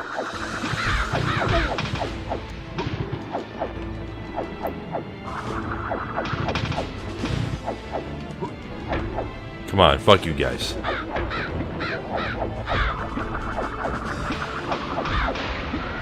Got him. Another silver shield. Is there anything else over here? No, I don't think so. Just one stray crow that won't stay still. Oh well.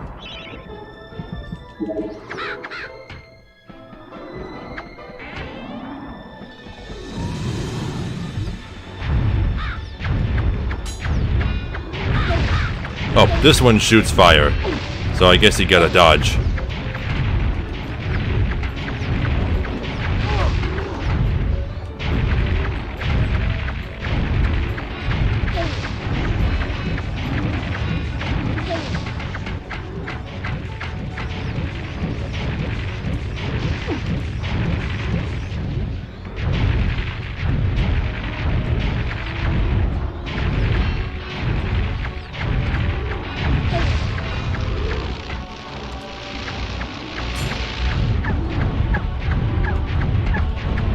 The only reason I'm using throwing knives is because I'm trying to figure out how to make them effective.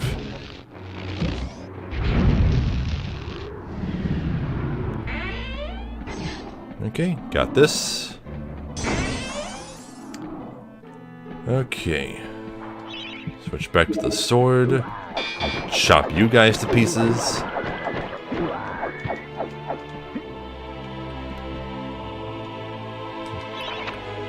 Kol Katura, the Serpent Lord, yearns to fight alongside you, but has been captured by Zarok and sealed within a chest. Free this mighty spirit and earn a powerful ally. Yeah, so what's his name? Kol Katura? Yeah, the Serpent Lord. Yeah, so here's another cool little weapon that you can use against enemies using those exploding chests. Only instead you summon a cool serpent ghost. Okay, now this is something the game doesn't really teach you, although there is a book here that might talk about it. Yeah, if you look out into the wheat fields, if you watch for long enough, you hear that? hear that cackling?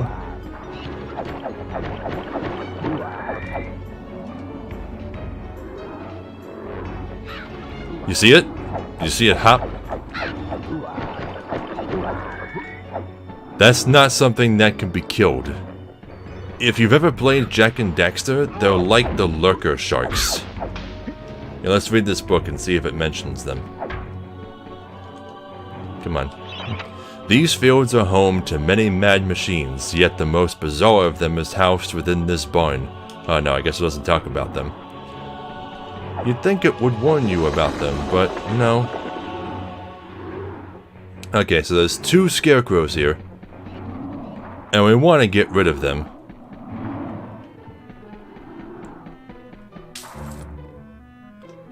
But fighting them would probably take up a lot of health. So instead we're going to enlist our friend Carl Katura's aid. And there he is. We'll just bring him over to the scarecrows and boom, they're dead. Let's bring him over to some other enemies. Hey Katura, kill that scarecrow too. Boom. Fuck you. Yeah, but the serpent only lasts for so long. So make the most of him while you can. There's the chalice over there. Death waits in the cornfield. Pick your route carefully and do not linger in the corn. That's corn? That's short corn. That's really short corn. Yeah, but like it says, if you spend too long out there, you'll just be instantly killed. You don't want that to happen. Yeah, but I have no reason to go out there just yet, not until the chalice is full. Let's see what's in here. Besides more bats.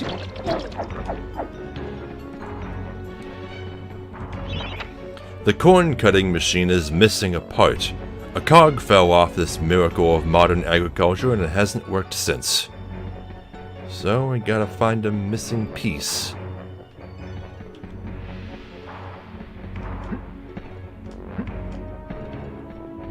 Hey, come on.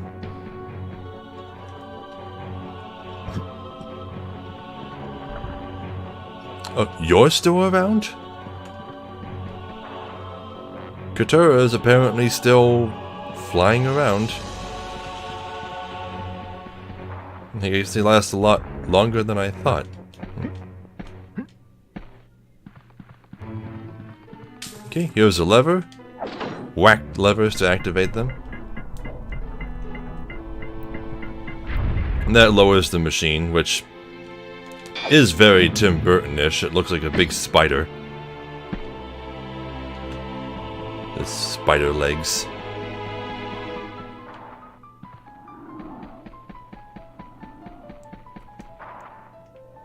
Okay, so now we gotta find this cog.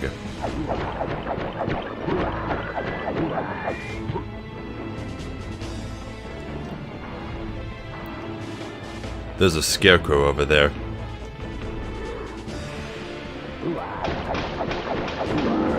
Oh, now I can get the chalice. Oh, there's more of you?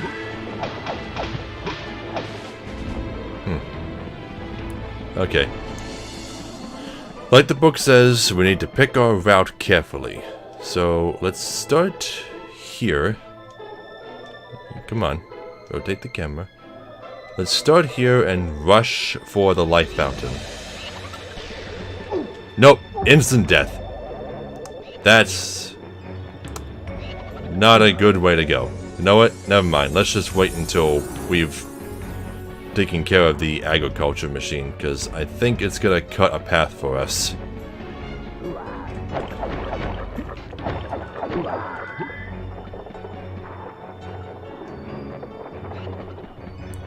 Some money here. Alright, watch out for the windmill.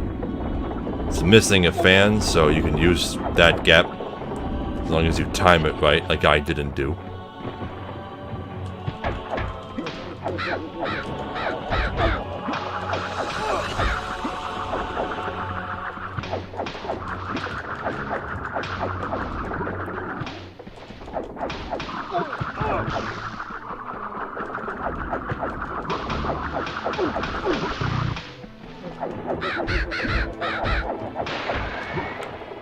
Alright, that wasn't so bad. I lost about half a bar's worth of health.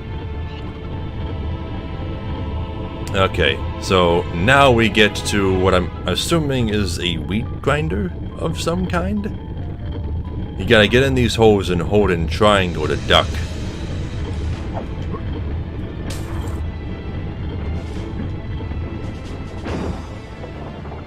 Alright, now I get to this part, which is like something out of the Evil Within. Damn it.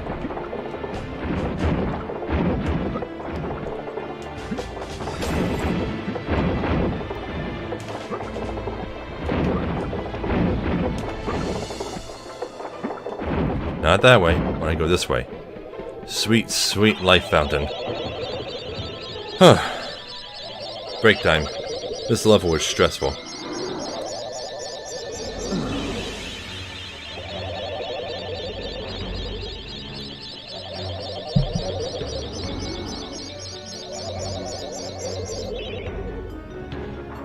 Okay.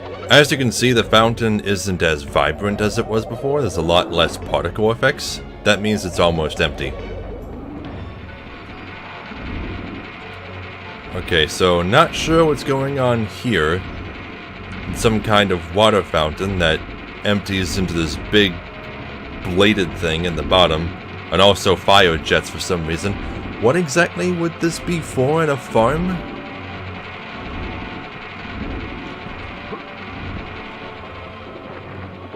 I don't know, but we got more blades. You can duck to go under them.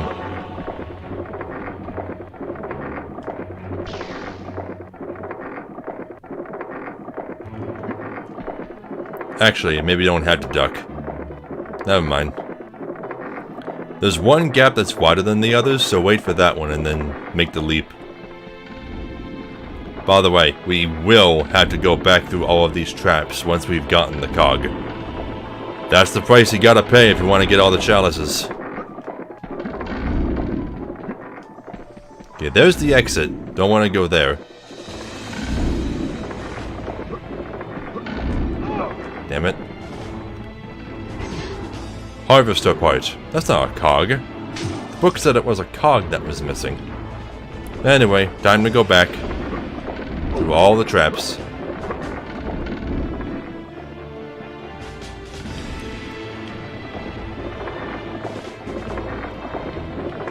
It's easier to go backwards.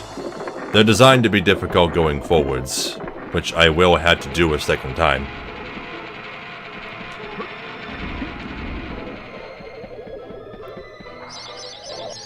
Alright, fountain's empty.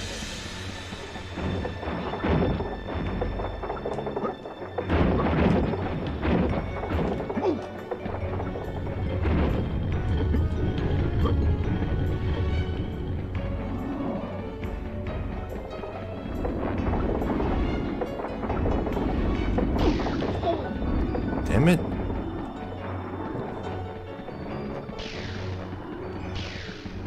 Okay. We're back at the barn.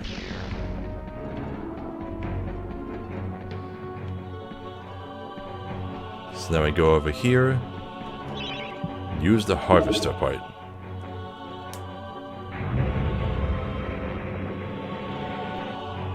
It breaks through the wall. And cuts the path for us. So now we can reach this life fountain.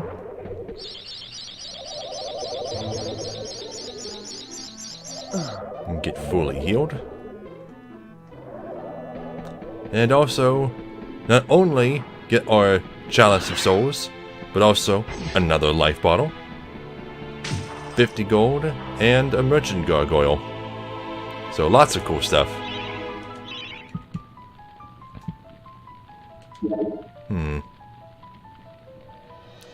Throwing daggers only cost half as much as crossbow bolts.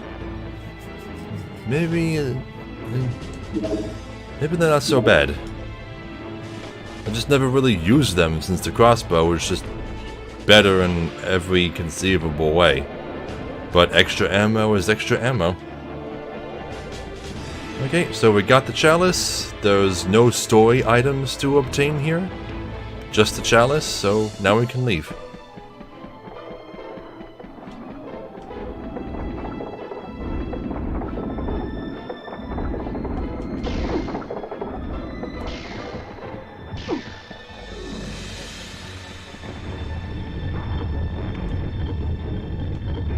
Now, this part might be easier if I just went clockwise. Same for this part. I took the hard routes the first time. Jeez.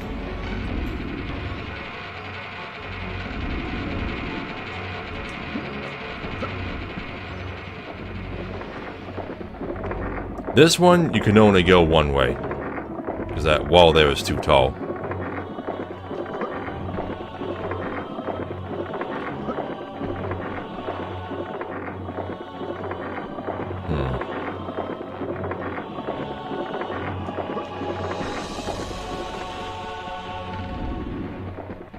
This is the hard part. Damn it. Oh, I made it to the end. Pumpkin Gorge, dead ahead. The nursery to Galomere's favourite side dish.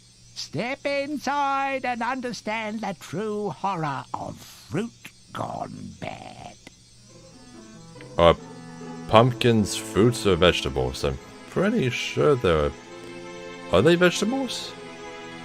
They're full of seeds. I don't know.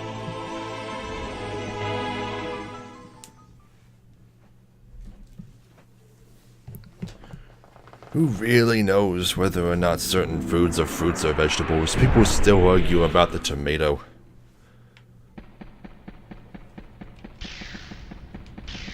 Okay, so who have we got this time? Still can't go upstairs.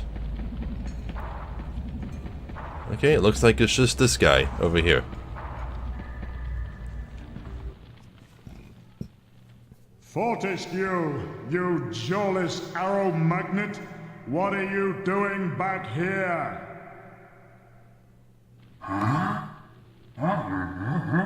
What? Call me Mr. Woden the Mighty. How I pity the people of Galomere, that their fate should once again be in the hands of a chump like you. Still, I suppose it's not fair to take it out on them. Take my sword, and do try not to stab yourself in the foot. You know, I've always had my doubts about you, Fortescue.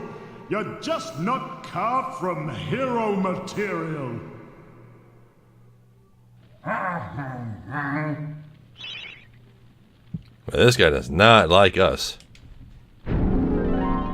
But we got a broadsword, which... Hi, Dow. Okay, the broadsword, as you can see, starts at 0%. That doesn't mean it's broken. It just means it's uncharged. We can pay a merchant gargoyle to charge it, and it will do extra damage. It's a magic sword. But at 0%, it's the same strength as our regular sword. So, no reason not to use it when it's at 0%. But as long as you have it in your hand, its percentage will drain by like 1% per second. So you gotta be careful and not lug it around with you everywhere you go.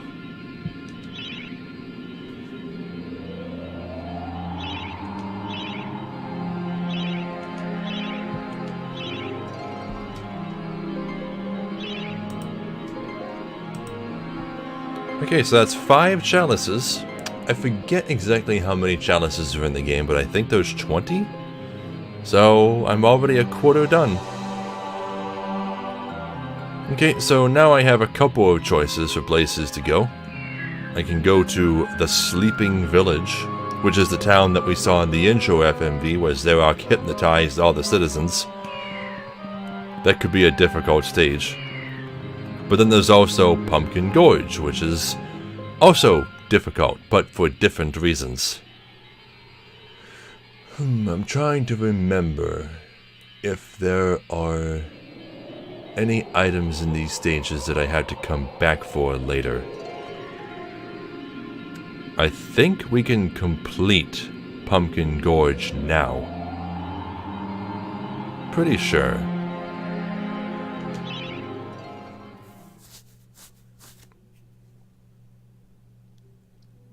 Also gonna do a musical highlight for this one. It's got kind of a famous song.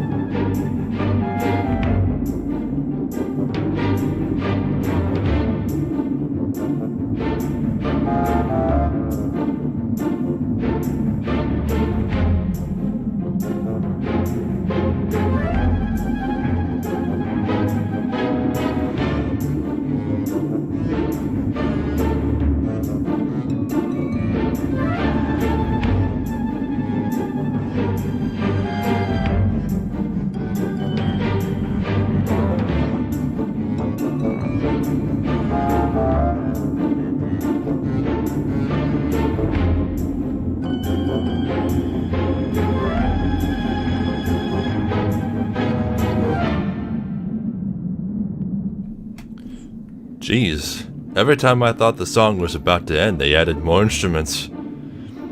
But yeah, the main enemies in Pumpkin Gorge are, you guessed it, pumpkins. And what's the best way to deal with pumpkins? You smash them. You smash them and bash them.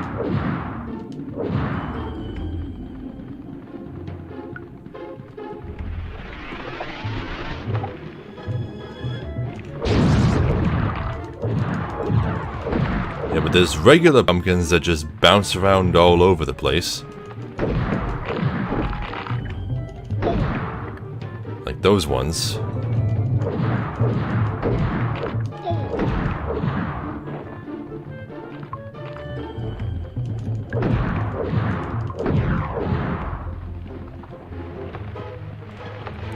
Yeah, and then there's also these vines that you have to... You can't destroy them, you can only make them go away. For just a little bit. Incapacitate them temporarily. Oh, and then there's these guys. Oh, jeez.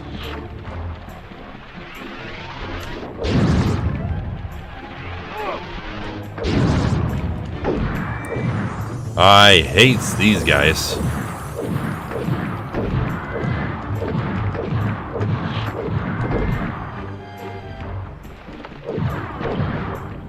I thought there were 4 of those guys. Where'd the other one go? Didn't I only kill 3 of them?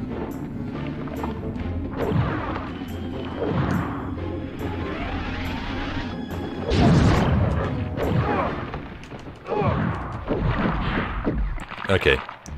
It's time to head back, because there was another tunnel that I could have gone in. I gotta go to it now. Oh, there you are. I knew you were around somewhere.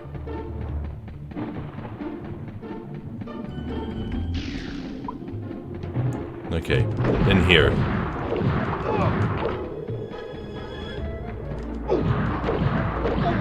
Okay, when we get the Moon.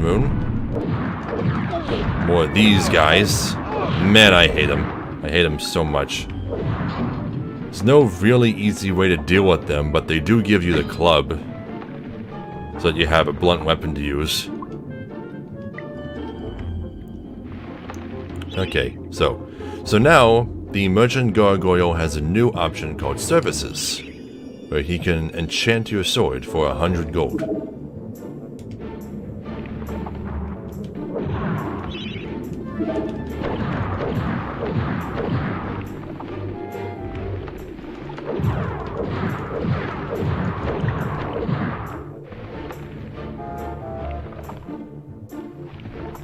Okay, that's a hole in the wall that we saw earlier. That's why I knew to go back.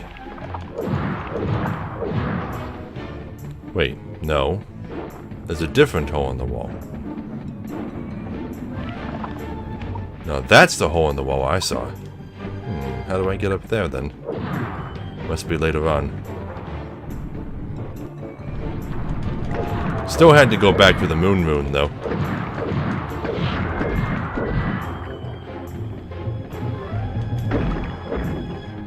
Pumpkins, pumpkins everywhere. Jeez. Okay, so the flashing ones are a little crazy. Also, just like the hunchbacks, do not be in front of them. I'm starting to realize that. It's best to fight them from behind.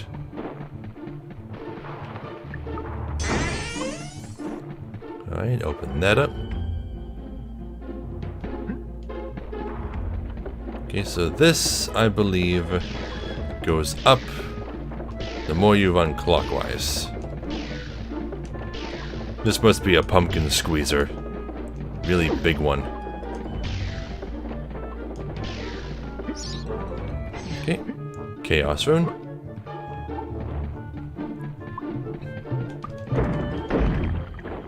Can I go in there? I think I can go in here. God fucking pumpkins!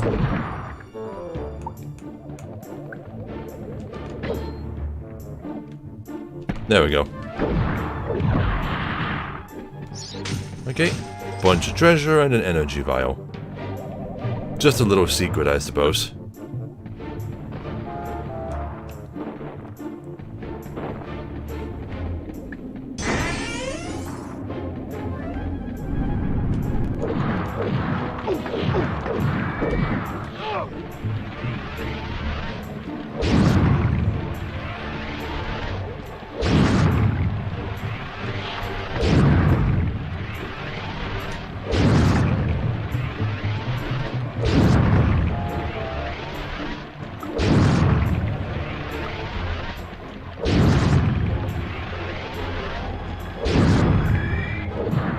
Got him. And that's how you do it.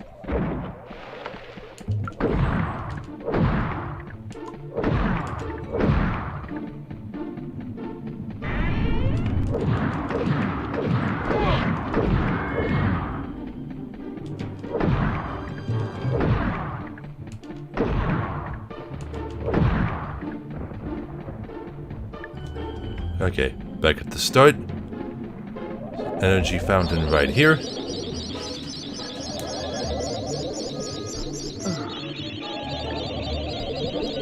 Oh, I'm already not a fan of pumpkins now. Not really a fan of doing jack-o'-lanterns. I don't like eating pumpkins. Hi, Deus. I like roasted pumpkin seeds. But that's pretty much it.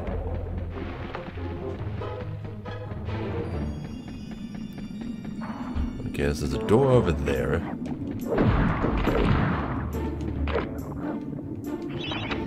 Up and down these magical mushrooms go. They will take you higher and higher, but be careful not to fall and sink without a trace. Okay, is there anything else I can do around here before starting my platforming journey? No, I can't get through this door yet.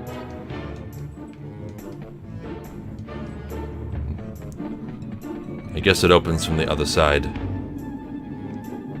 Okay, time for platforming. With instant death as my punishment for failure. Just gotta watch my shadow. Nope, I fell. I should really be using the D-pad. Joystick is so finicky. And that's how I'm used to playing the game anyway. This is my first time trying to use the joystick to play MediEvil.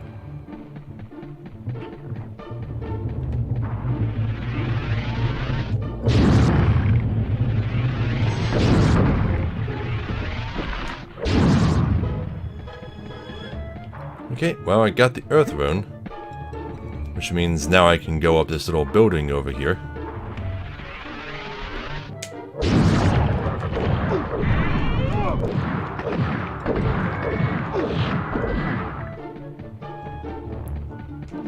Hate those things. Let me go use this vial again. I mean, fountain.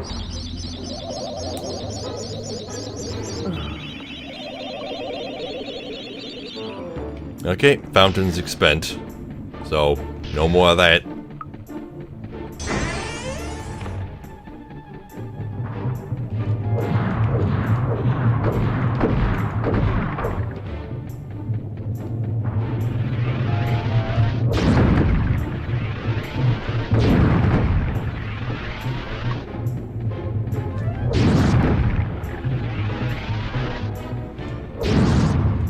Right, got an energy vial. Star Rune. Silver shield refill. Break this rock. Anything back here? Nope. And this will just drop us right back down at the bottom. And somewhere on the other side of the door before it even opens. They probably could have handled that a little better. I'm gonna go this way. This way is safer. This way involves less platforming.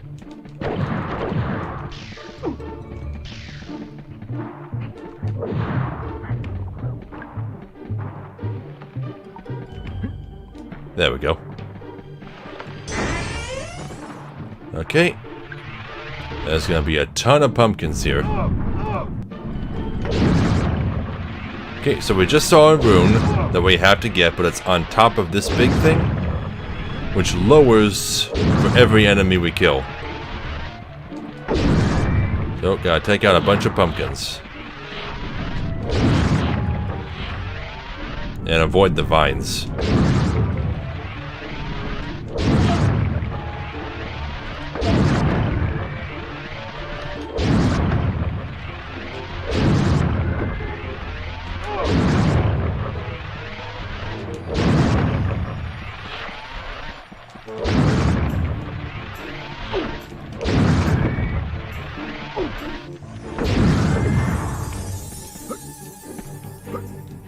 Can I get it yet?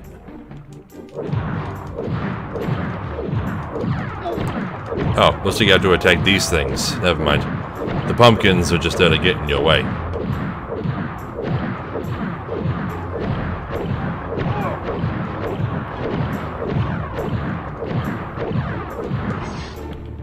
Time Rune. Well, that opens up that door. Isn't there something over here?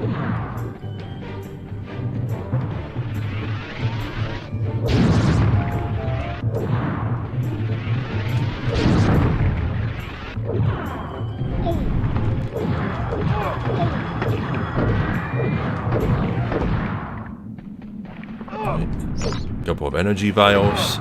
Oh, a shit ton more pumpkins. God, so many pumpkins.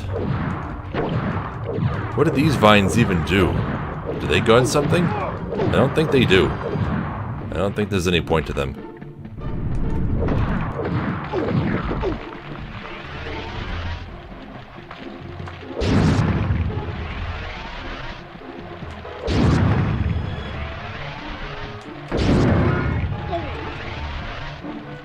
Oh, the chalice is full, wherever it is.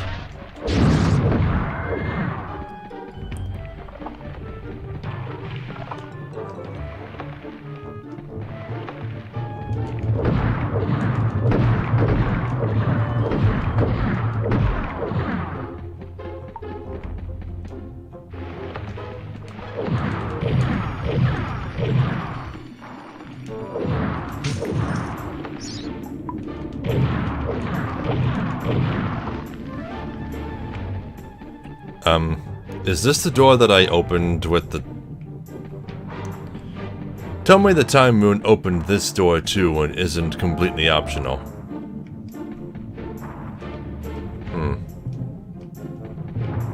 Okay. Well, I have a feeling I might know where the chalice is. I need to rotate my camera here just a bit.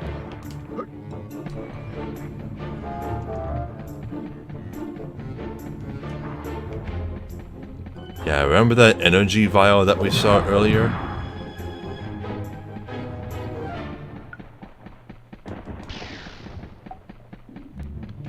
Yeah, I think the chalice is wherever that's at.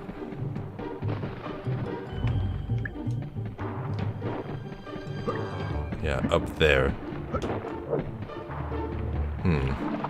But how to reach it? I don't remember.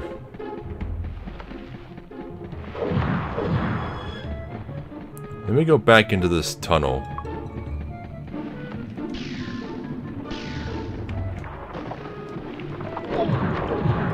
Might be something more to this place. Aha!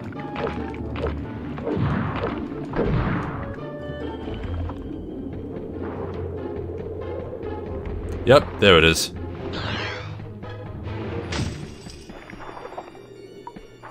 Camera? Camera, there you go.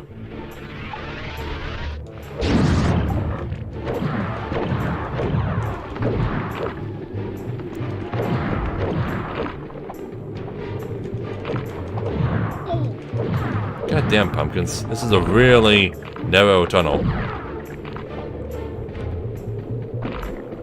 Luckily there's an energy vial right at the end.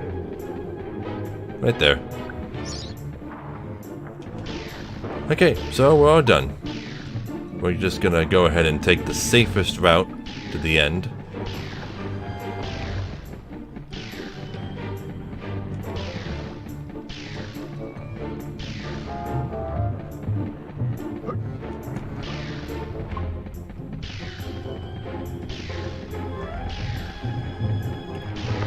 Those pumpkins always come back?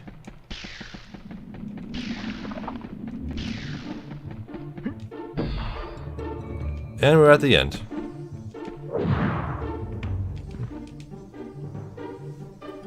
All bow down before the master of the vegetable patch, the prize-winning plant who can summon an army of cabbage with a wave of his noble tendril. He's delicious, he's nutritious, he's Zarok's secret recipe. He's a pumpkin king.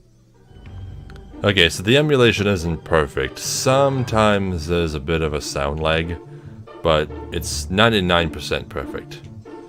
Yep, so Pumpkin King is the next boss we're going to be fighting. More Nightmare Before Christmas references. Well, the game hasn't been in it yet, but I did with the title of the stream. Gaining allies in the Hall of the Heroes is the way forward. Hack, choppity chop, off with a few zombies' heads, and it thinks it can redeem itself in battle. You still have a long way to go to rank as the best.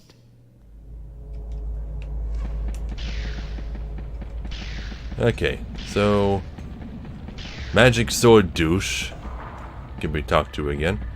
Still can't go up the stairs, so guess we're stuck with him. By God, Fortescue, you must be the luckiest corpse ever to walk the face of the earth. I have something here I can lend to you. Take it or leave it, but remember, I'm only doing this for the sake of Galomere's doomed population, and not for you, you gangly buffoon!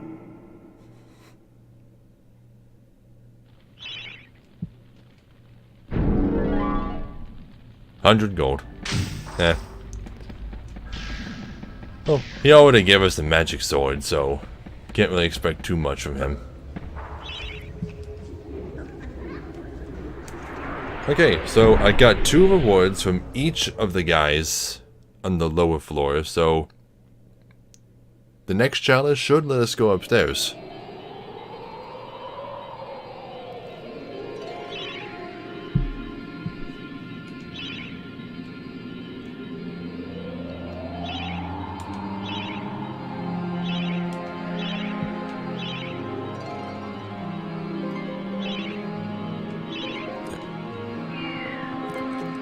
Okay, the Pumpkin Serpent. I guess that would be the more appropriate name for the boss. Yeah, the Pumpkin Serpent.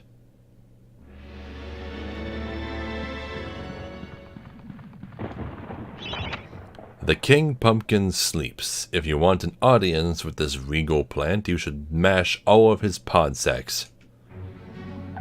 That being these. 8 pods remain. So, well, once we break them all, man, they're gross.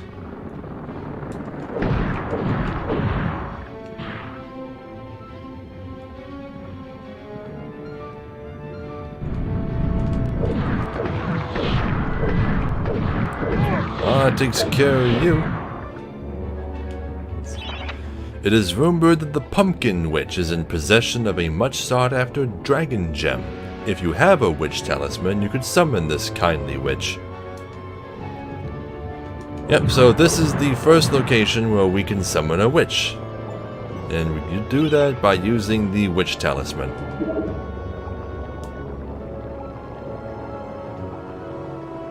Greetings, kind sir. I am the Pumpkin Witch. I'm like a mother to those pumpkins. I give them all the love and care a young fruit could ever ask for. From the moment they first push a shoot above the soil, right up until their heads are cut off and eaten. And look, see how they repay me, running around and causing mischief. That nasty old big pumpkin has a bad influence on the young seedlings. If you teach him a lesson in manners, I might give you a nice present. Yeah, so the Pumpkin Serpent stage is the first stage where beating it doesn't unlock a new level. It's a dead-end stage. But you need the Witch Talisman in order to get the reward from this place. If you don't have it, then coming here and beating the boss will effectively amount to nothing. You can get a chalice out of it, but after you've gotten the Witch Talisman, you'll have to come back and beat the boss again in order to get the reward from her.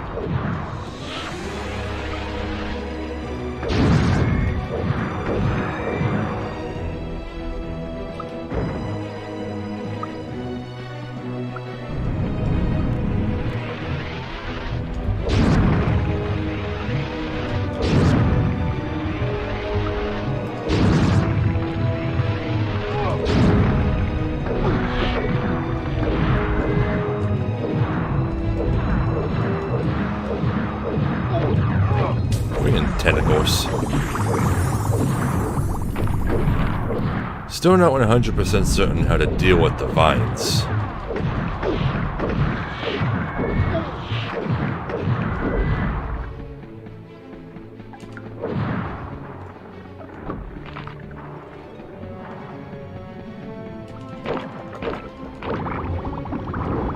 Okay. Got an explosion chest here that I don't want to use just yet. Probably use it to make the boss easier.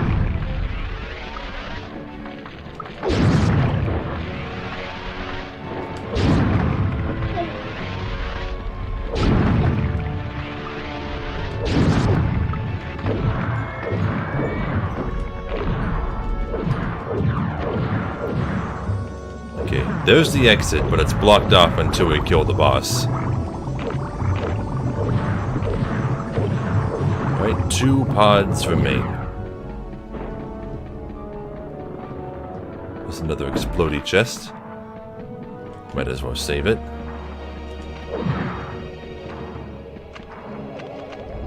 I think I can walk in this pond safely. There's all these fish flopping around because the lake was dried up, possibly by these seed pods. 1 pod remains.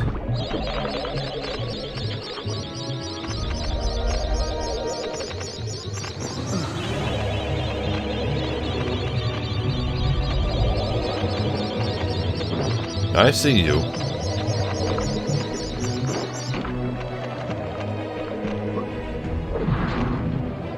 Replacement shield.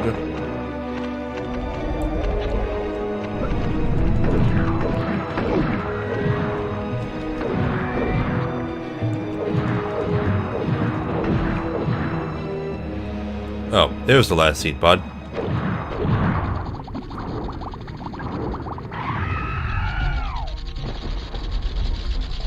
Okay, boss activated.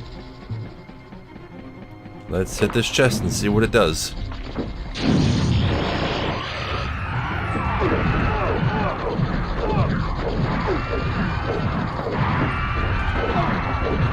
Well, this is easy. Just gonna whack it a bunch with my hammer. Dead. I remember that being much harder.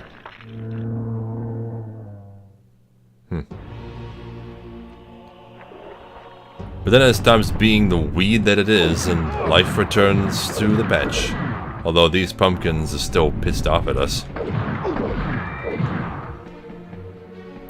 You know, I never bothered to check whether or not the boss counted toward the chalice. Assuming it's one of the bosses that doesn't immediately end the stage, like the stained glass demon. Yeah, but also for killing the pumpkin, we removed the vines from this well here. So we can hop on down and explore the underground in just a second, but first let's get our reward. A most edifying spectacle, sir. Man and vegetable in a magnificent duel to the death. Oh, I've come over all of a doodah. Here, have this lovely dragon gem as your reward. Oh, lovely majestic creatures dragons are.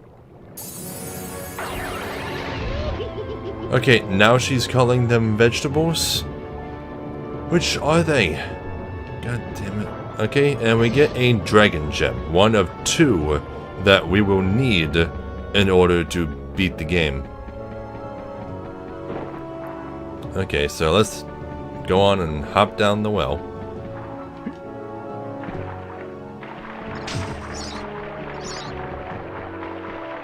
Alright, anything down here? There's a merchant.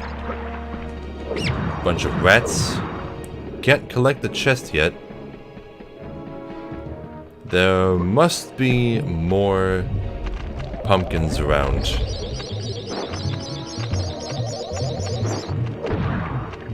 Not those pumpkins. Pumpkin enemies that I need to kill.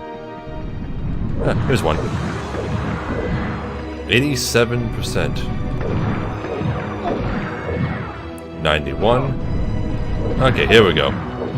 Suddenly, there's a bunch of pumpkins. There we go.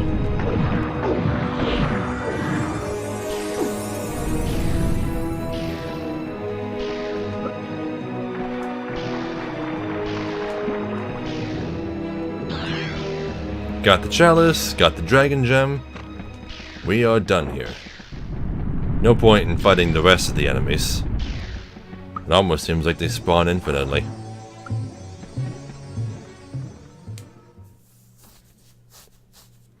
Hall of Arrows.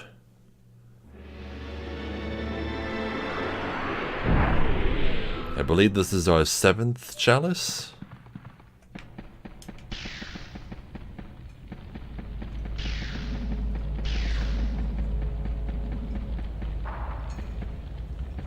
And look, the stairs are now solid. So now I got several more statues to look at. And 2 that are glowing. So we have our choice of 2 different people to talk to. Well, let's see what they offer. Start with the centaur. Look at you running around in your bones, Fortescue. You're so nouveau dead. I, Ravenhooves, last prince of the centaurs, have not galloped the earth in over 10,000 years.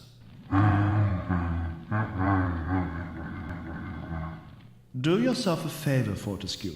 Take my longbow, more powerful than a crossbow.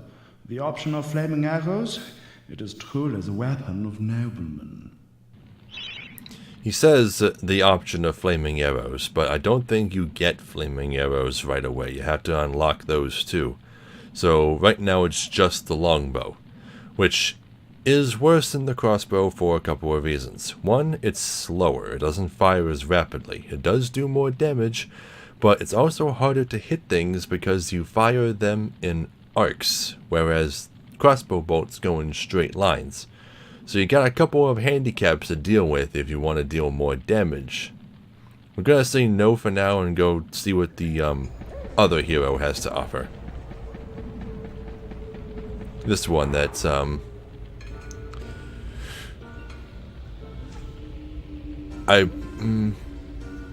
design has always kind of perplexed me. She's clearly some kind of African warrior, but it looks like her breasts are exposed. I can't really tell because of the way the statues are designed. Maybe the remake will shed some light on that. Dan. Tell me, what's a warrior queen gotta do to meet someone like you? Don't be shy, baby. I've seen you giving me the eye. You may be weak and feeble like old men, but I like you, Daniel. Oh, I love a man who doesn't talk back. I think if you return, I may take you for my husband.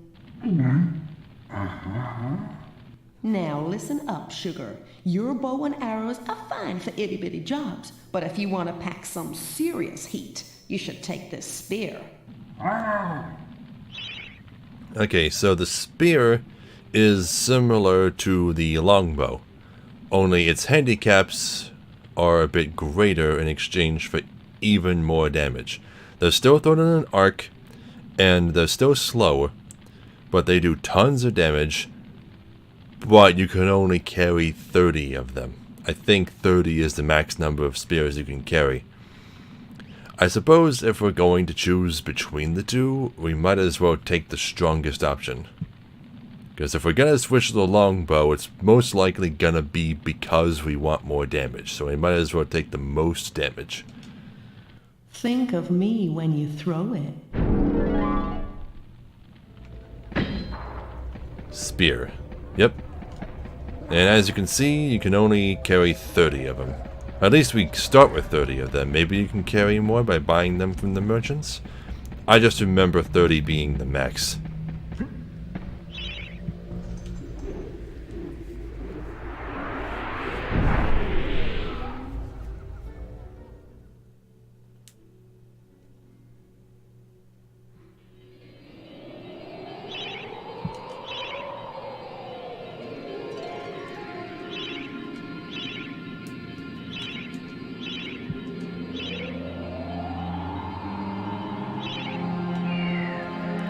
Okay, now our next stop is going to be the Sleeping Village. Now, this is a really interesting stage, but it's got a mechanic to it that makes it really difficult. One that I've alluded to before.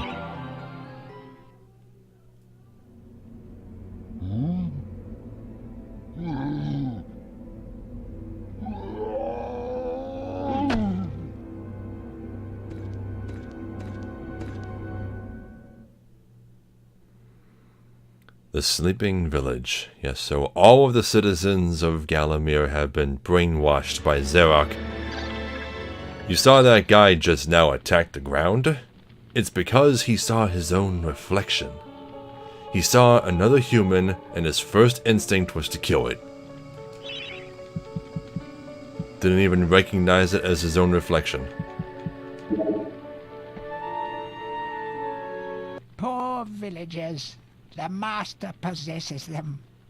It mustn't hurt them. Hurt guards, though. They seek out an object of great power. Okay, so this level has two kinds of enemies. Innocent villagers who will attack you, because they're brainwashed, and actual enemy soldiers who are not currently present. They will be later, though. So for now, you need to avoid killing the humans. Even though they're trying to kill you, just evade them. Okay, so here's a church. Door open for us, so we can just go in here and explore. It's a life fountain. Might as well fill up our bottles.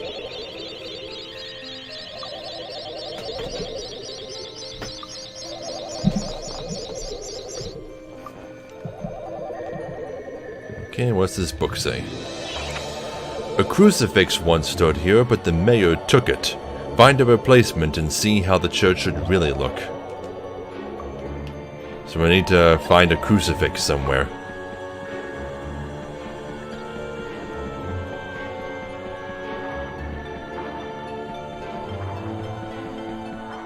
Yeah, right over there you can see a little girl. Yeah, don't hurt her. They're fast and they'll try to hurt you. But resist the temptation to fight back. There's also an old lady with a frying pan. Let's see. Nothing to do here until I get the moon rune. Okay, I believe there's a lever down here that I can hit. Controls the water. Turns off the fountain and releases the chaos rune. Also, resist the urge to do the daring dash, because that can do damage. Hi, lady. I'm just gonna take this and leave. Okay, now which place required the moon rune? I think it was this one. Okay, so now let's carefully push this barrel onto this pressure plate. Pressure plate. Then we'll avoid you and just hop down the hole. Or go down the stairs.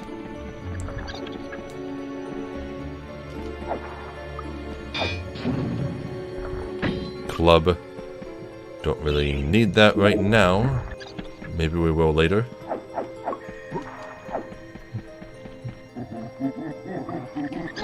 Big guy. And we need the earth rune to do anything here.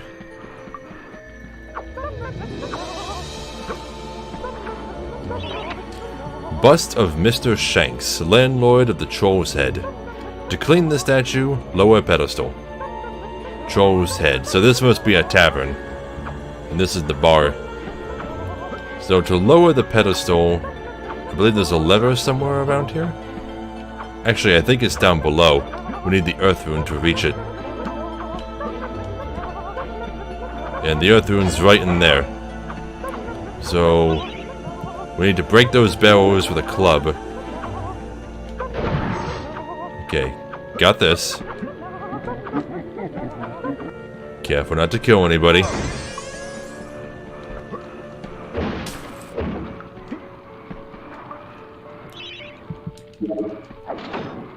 Okay, did that. Okay, lowered the pedestal. And now I get the bust of Mr. Shanks. Landlord's bust. Where's the front door? I guess there isn't really a way to get in through the front door. I guess that's why you gotta go into the basement. It's weird that two different buildings are connected via their basements. Oh boy. There we go. I summon the enemies.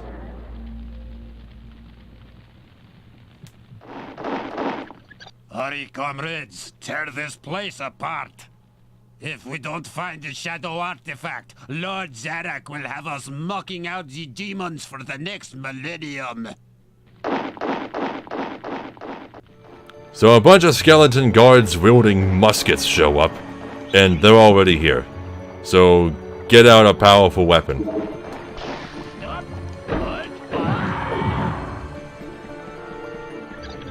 But be careful, because the innocent civilians are still running around.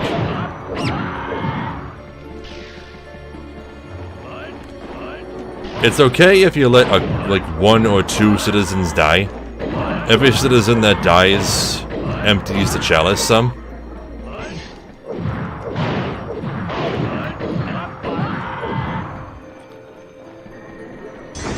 Okay. The Chaos Rune that was right on top of this fountain just goes right there. Easy. Troll's Head. The rune key is held aloft by the flow of water from the fountain. You may have to wait for the next drought. I already got it. Yeah, so this is the front door to the Troll's Head. Locked.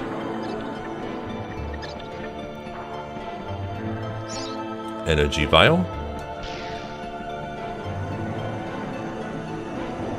Alright, now let's see what's in here. It's a library. There's a lot of valuable information in here. So we're gonna read all these books. They talk about lots of lore. Ready for lore? Let me take a drink.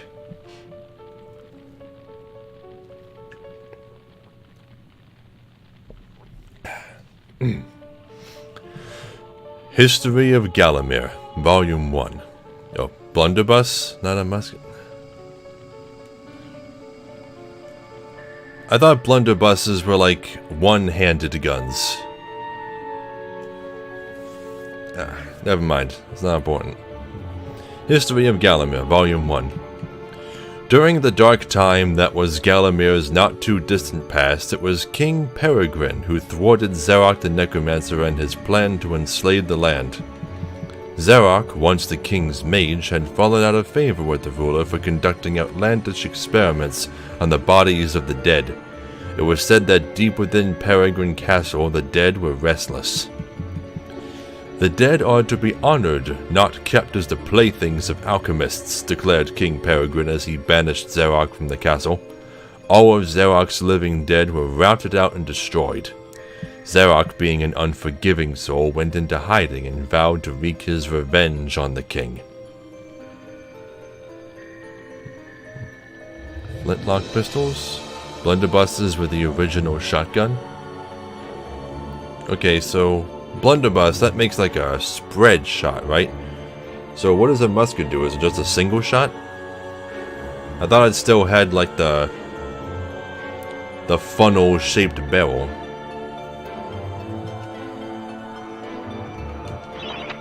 And that's Volume 3, come on. History of Gallowmere, Volume 2. Rumors of ill-doing and dark deeds abounded in the land of Gallowmere. It was whispered that Zarok had employed the aid of shadowy demons to help build a vast castle. Under the cover of night, Zarok's dark army spilled forth from their corrupt haven. The army marched south across the Silver Mountains and through the Silver Woods. Soon afterwards, even the Pumpkin Lands belonged to Zarok. The folk of Gallows Town cried out for help. Save us, good King Peregrine. Retaliation was swift and violent. King Peregrine's forces, led by the brave Sir Fortescue, drove Zarok's army back from Gallows Town. There was much rejoicing, but the war was not yet over.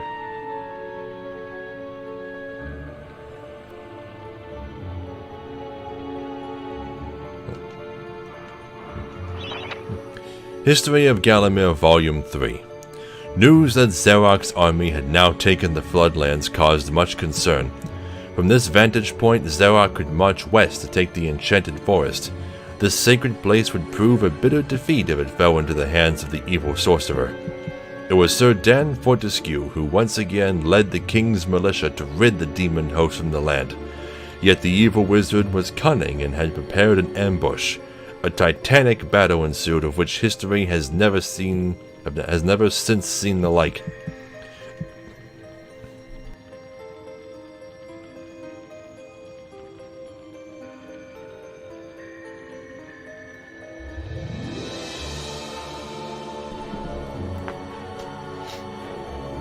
It is said that the day would have gone to Zarok, but for the skill and valor of one man. Fortescue led the charge deep into the massed ranks of the undead. Felling Zarok's bodyguard, the fearful Lord Kardak, and before finally succumbing to his own mortal wounds, slew the traitorous sorcerer with a mighty sweep of his sword. Of course, this is all a lie. We know that Canny Tim was the one who killed Lord Kardak, and that Sir Dan had nothing to do with the fight against Zarok, other than dying immediately. History of Gallowmere Volume 4. The forces of evil were destroyed, but at a terrible price. None but a handful of the king's militia returned from that field. Gallowmere lost a whole generation of young men that day, including Kenny Tim, the legendary crossbowman and Fortescue's second-in-command, who fell in the first volley of arrows. So they made Kenny Tim the one who died immediately according to history, and not Sir Dan. They swapped their roles. Zarok's body was never found, though if it lies unarmored in an unmarked grave, then no one in Gallowmere would shed a tear. Unmourned, not unarmored. Unmourned. The shadow demons that had fallen under Zarok's banner were unnatural creatures that did not belong in the world of mortal men. The king declared that they be banished, entombed under the pure earth of the enchanted earth. Imprisoned within an impregnable box of the king's design, the demons were buried deep underground. Their tomb was sealed with a magical device that has since come to be known as the Shadow Artifact. So all of Zarok's old demons are locked away somewhere. Tourist's Guide to Gallowmere, Part 1. The land of Gallowmere is a wondrous land of breathtaking sights and adventure. If it's beauty you are looking for, be sure to check out the sights of the Enchanted Forest. Scale the heights and see the nests of giant dragon birds. Seek out weird and wonderful plant life. Go ooh and ah at the sight of the baby dragon toads splashing about in the crystal clear ponds. Why not take a walk to the Pumpkin Valley? Pumpkin is Gallomere's favorite dish, and about now the valley is just bulging under the weight of young podlings awaiting harvest. Yeah, I already harvested them. Dora's Guide to Gallowmere Part 2. If it's mystery you're looking for, then the seasoned adventurer should travel to the ruins of King Peregrine's castle. Yes, this is the fortress from which the fabled King Peregrine once hailed. It is said that the king's crown was lost in the dungeons below the castle, and that the ghost of the regent himself now haunts those cold stone passageways. Spooky. Why not take to the swamps and seek out the mythical town of Mellowmead? This place was once said to be a place of fantastical arcane alchemy, but an age has passed since it was consumed by the murky swamps. Perhaps great treasure awaits any adventurer that can locate its watery resting place.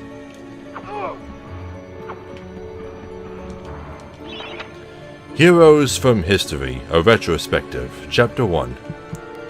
In addition to being the strongest man who ever lived, Stanyer Ironhewer, that is the guy who gave us the Warhammer, was unsurpassed in his skill as a blacksmith. He was equally happy pounding on his anvil at home as he was pounding on someone's head in battle. It was said that his only fear was the end of the village smithy as the focus of manufacture in favor of more centralized units. As if. Chapter 2. Born a humble peasant to one of the nomadic tribes from the Eastlands, Bloodmonath Skullcleaver gathered an army of horsemen and swept over half the civilized world. When he finally died attempting a single-handed attack on a garrison in the north while armed only with the spike on his helmet, he was the richest and most powerful peasant of his day. Chapter 3. Carl Sterngard spent most of his formative years under siege at his family castle. With his impregnable magic shield, Sterngard's motto was, "The best form of attack is defense." Sadly, his shield couldn't protect him against poor eating habits, and he died during a post-battle feast while swallowing a large sausage he had failed to chew. Chapter 4. Truly the hero's hero, Woden the Mighty, was fearless, single-minded, and uncompromising. Unbeaten in combat, he inspired raw fear in friends and enemies alike, not to mention in close family members and pets. Okay, so that guy is just a plain asshole. The guy who gave us the magic sword. Chapter 5. Trained from birth in all forms of combat, Imanzi Shongama was the warrior queen of a tribe of Amazons. The bold and the beautiful Shongama banished all males from her territory except the handful she kept on to mow the lawns of her people. Yeah. Mow the lawns of her people. That's how they put it. Chapter 6. A full-time mother and homemaker, Megwin Stormbinder had to defend her settlement from barbarian raiders, while the menfolk were away on a hunting trip. She fought off repeated attacks armed only with a pitchfork and a rolling pin, and with one arm holding her baby. Legend has it that the gods, impressed by her indomitable courage, intervened and added thunderbolts to her arsenal. She won the battle with a couple of bolts to spare on her husband when he finally returned. Chapter 7. Dirk Steadfast was a fearsome opponent thanks to his magic sword and a firmly held belief that only women defend themselves. Real men are always on the attack. He was a friend and contemporary of Carl Sterngard and was with him even to the end. It was whilst Steadfast was explaining his views on Sterngard's shield during a feast that the latter had his tragic and inexplicable accident. So, wait. Did you make Sterngard choke on the sausage by insulting his shield? Asshole. Chapter 8. Descended from the finest centaur bloodstock, Ravenhooves the Archer was the last prince of his people. A proud and haughty aristocrat, he was an accomplished hunter, sportsman, duelist, playboy, raconteur? I've never seen that word before. And 3 times Derby winner. Chapter 9. Captain of the militia in the time of King Peregrine, Sir Daniel Fortescue found fame when he killed the renegade wizard Zarok. Lies! A career soldier raised in the royal household, he was adored by the men under his command and renowned for his loyalty to Gallowmere. It was said that Fortescue was always destined for greatness, with his square jaw now missing, steely gaze now halved, and thick shock of hair now gone, as black as raven's wings. He looked every inch the hero. No mention of Kenny Tim, I see. Crucifix cast. To whom it may concern, I must make haste, for Zarok's men will be here within the hour. I have taken the crucifix from the church. It is the key to a key. I used the cross to make the attached cast, then I had it destroyed. It is my hope that this cast falls into the hands of a just and good hero. Signed, the town mayor, who was captured.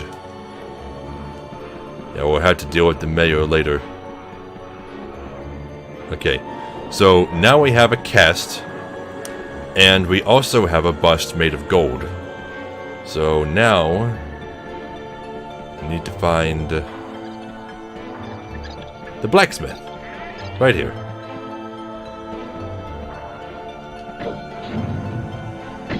Another silver shield. Let's see. Blacksmith's Monthly. Old Man Willie Green of Gallowstown was awarded Smithy of the Season by our readers. His outstanding casts have produced many intricate and hard-wearing iron goods and sculptures. Willie only uses the finest of metals in his work and is particularly noted for his magnificent busts. Old Man Willie was quoted as saying, "Aye, when I get pumping on my bellows, there's no stopping me. It's all in the rhythm, up and down, up and down. I've always been inspired by the stories of Stanya Ironhewer, the greatest smithy that ever there was." Okay, so I'm gonna come over here to the forge. I'm gonna put in the crucifix cast, and then we'll put the bust on top of it, and then we start melting the bust, which unfortunately isn't really all that animated. It's just kind of gonna happen after a few pumps.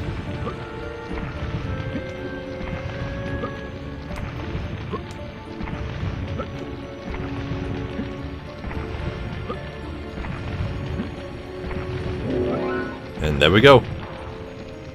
Got a new crucifix. So now we can go put it in the church.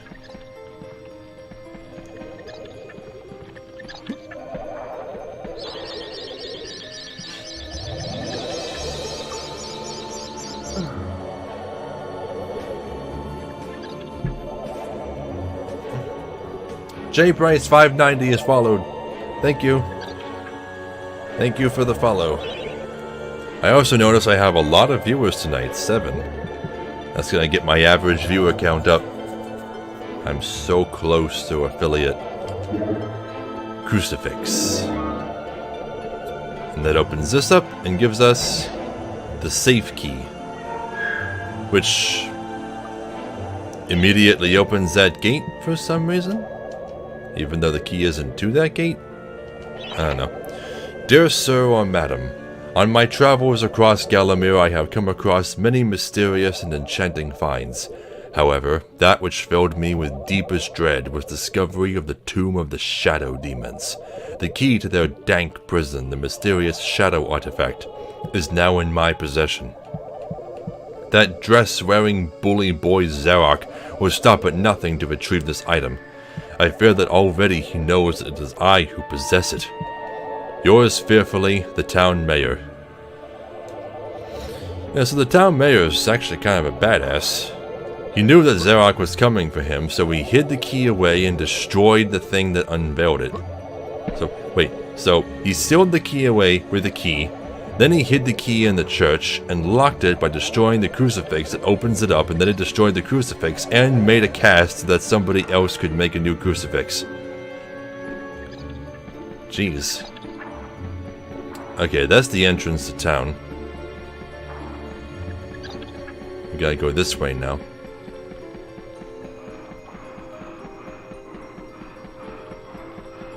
I have no qualms with you, sir. Please leave me be.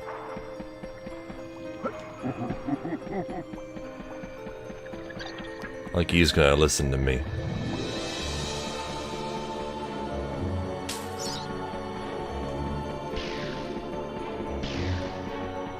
Is this just a fishing pond? I don't think there's anything to that little ramp there. I think it's just like a pier.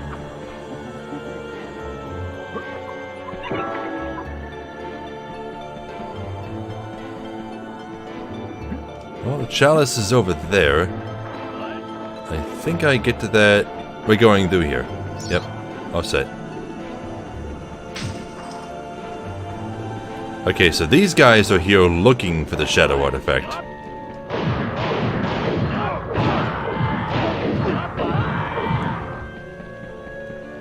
Not gonna let them have it.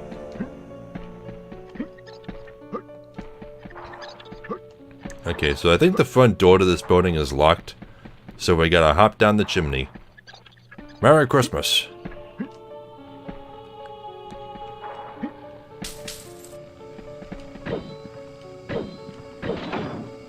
Okay. That opens the exit to the level. But God help you if you leave without the Shadow Artifact and have to do this whole stage over again. Anyway, here's the safe.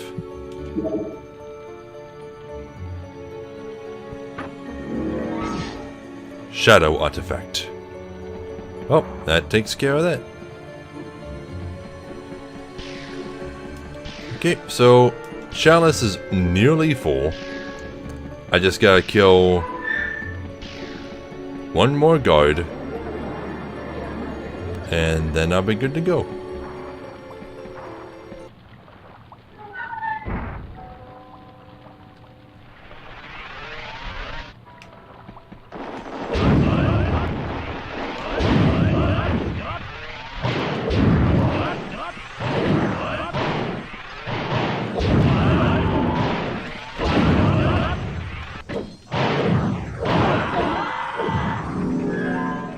Okay, takes care of them. Now we can go get the chalice.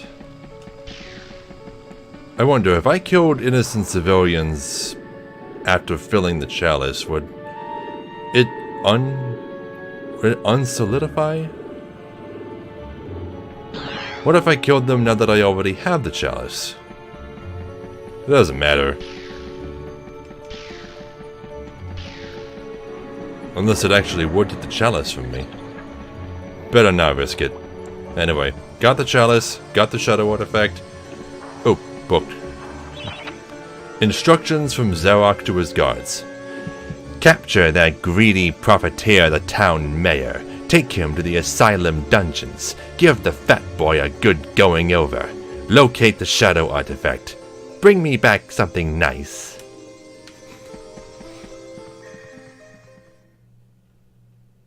Hall of Heroes.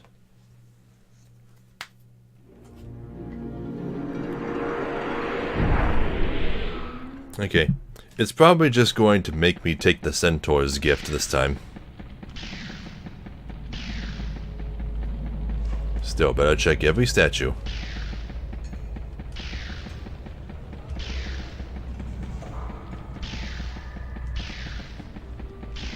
Yeah, I think this guy here is Sterngard. Him with the magic shield. So who's the guy that made him choke? I don't think it was you. Were you mentioned in the history book? Now this is the guy with the magic sword. Although I seem to recall it saying you had a spiked helmet. No, wait, you appear to have a spiked helmet. I don't know. Anyway, he's just gonna say the same stuff as before, so I'm just gonna skip it all. Longbow. Congratulations! You don't quite have my breeding, Mr. Johnny-come-lately, but there's hope for you yet. Longbow. Still prefer the crossbow, but it'll make a good backup weapon.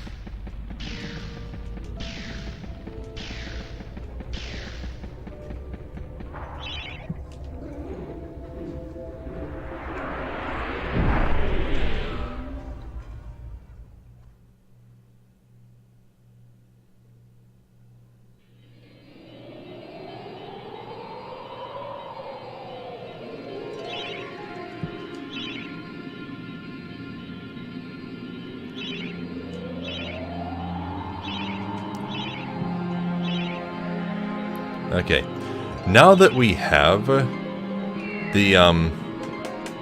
shadow artifact, we can go back to the enchanted forest and complete it now. The enchanted earth, whatever. Forest, earth, same thing. Or we can keep going this way. The asylum grounds. This is probably my favorite stage in the whole game. I love the asylum grounds. I just call it the hedge maze, because that's what it is. That's my favorite stage. But the Enchanted Earth is one of the hardest stages in the entire game. So I'm gonna wait until I get a few more chalices and life bottles and stuff. Whatever I can get before going to the Enchanted Earth. Also, I just hit 3 hours, so now is a good place to stop. We'll have to continue this game sometime next week. I got a lot done. I got 8 chalices out of... I still think it's 20. I still think it's 20 chalices. I'm not entirely certain. But that's a lot. That's... what is that? That's 40% of the game. In one night. I could probably have this beaten in 3 more streams tops. Yep, so I want to thank everybody for coming tonight. Thanks to JPrice590 for following. And I'll see you all tomorrow with more Spyro Reignited Trilogy. So, good night, everybody.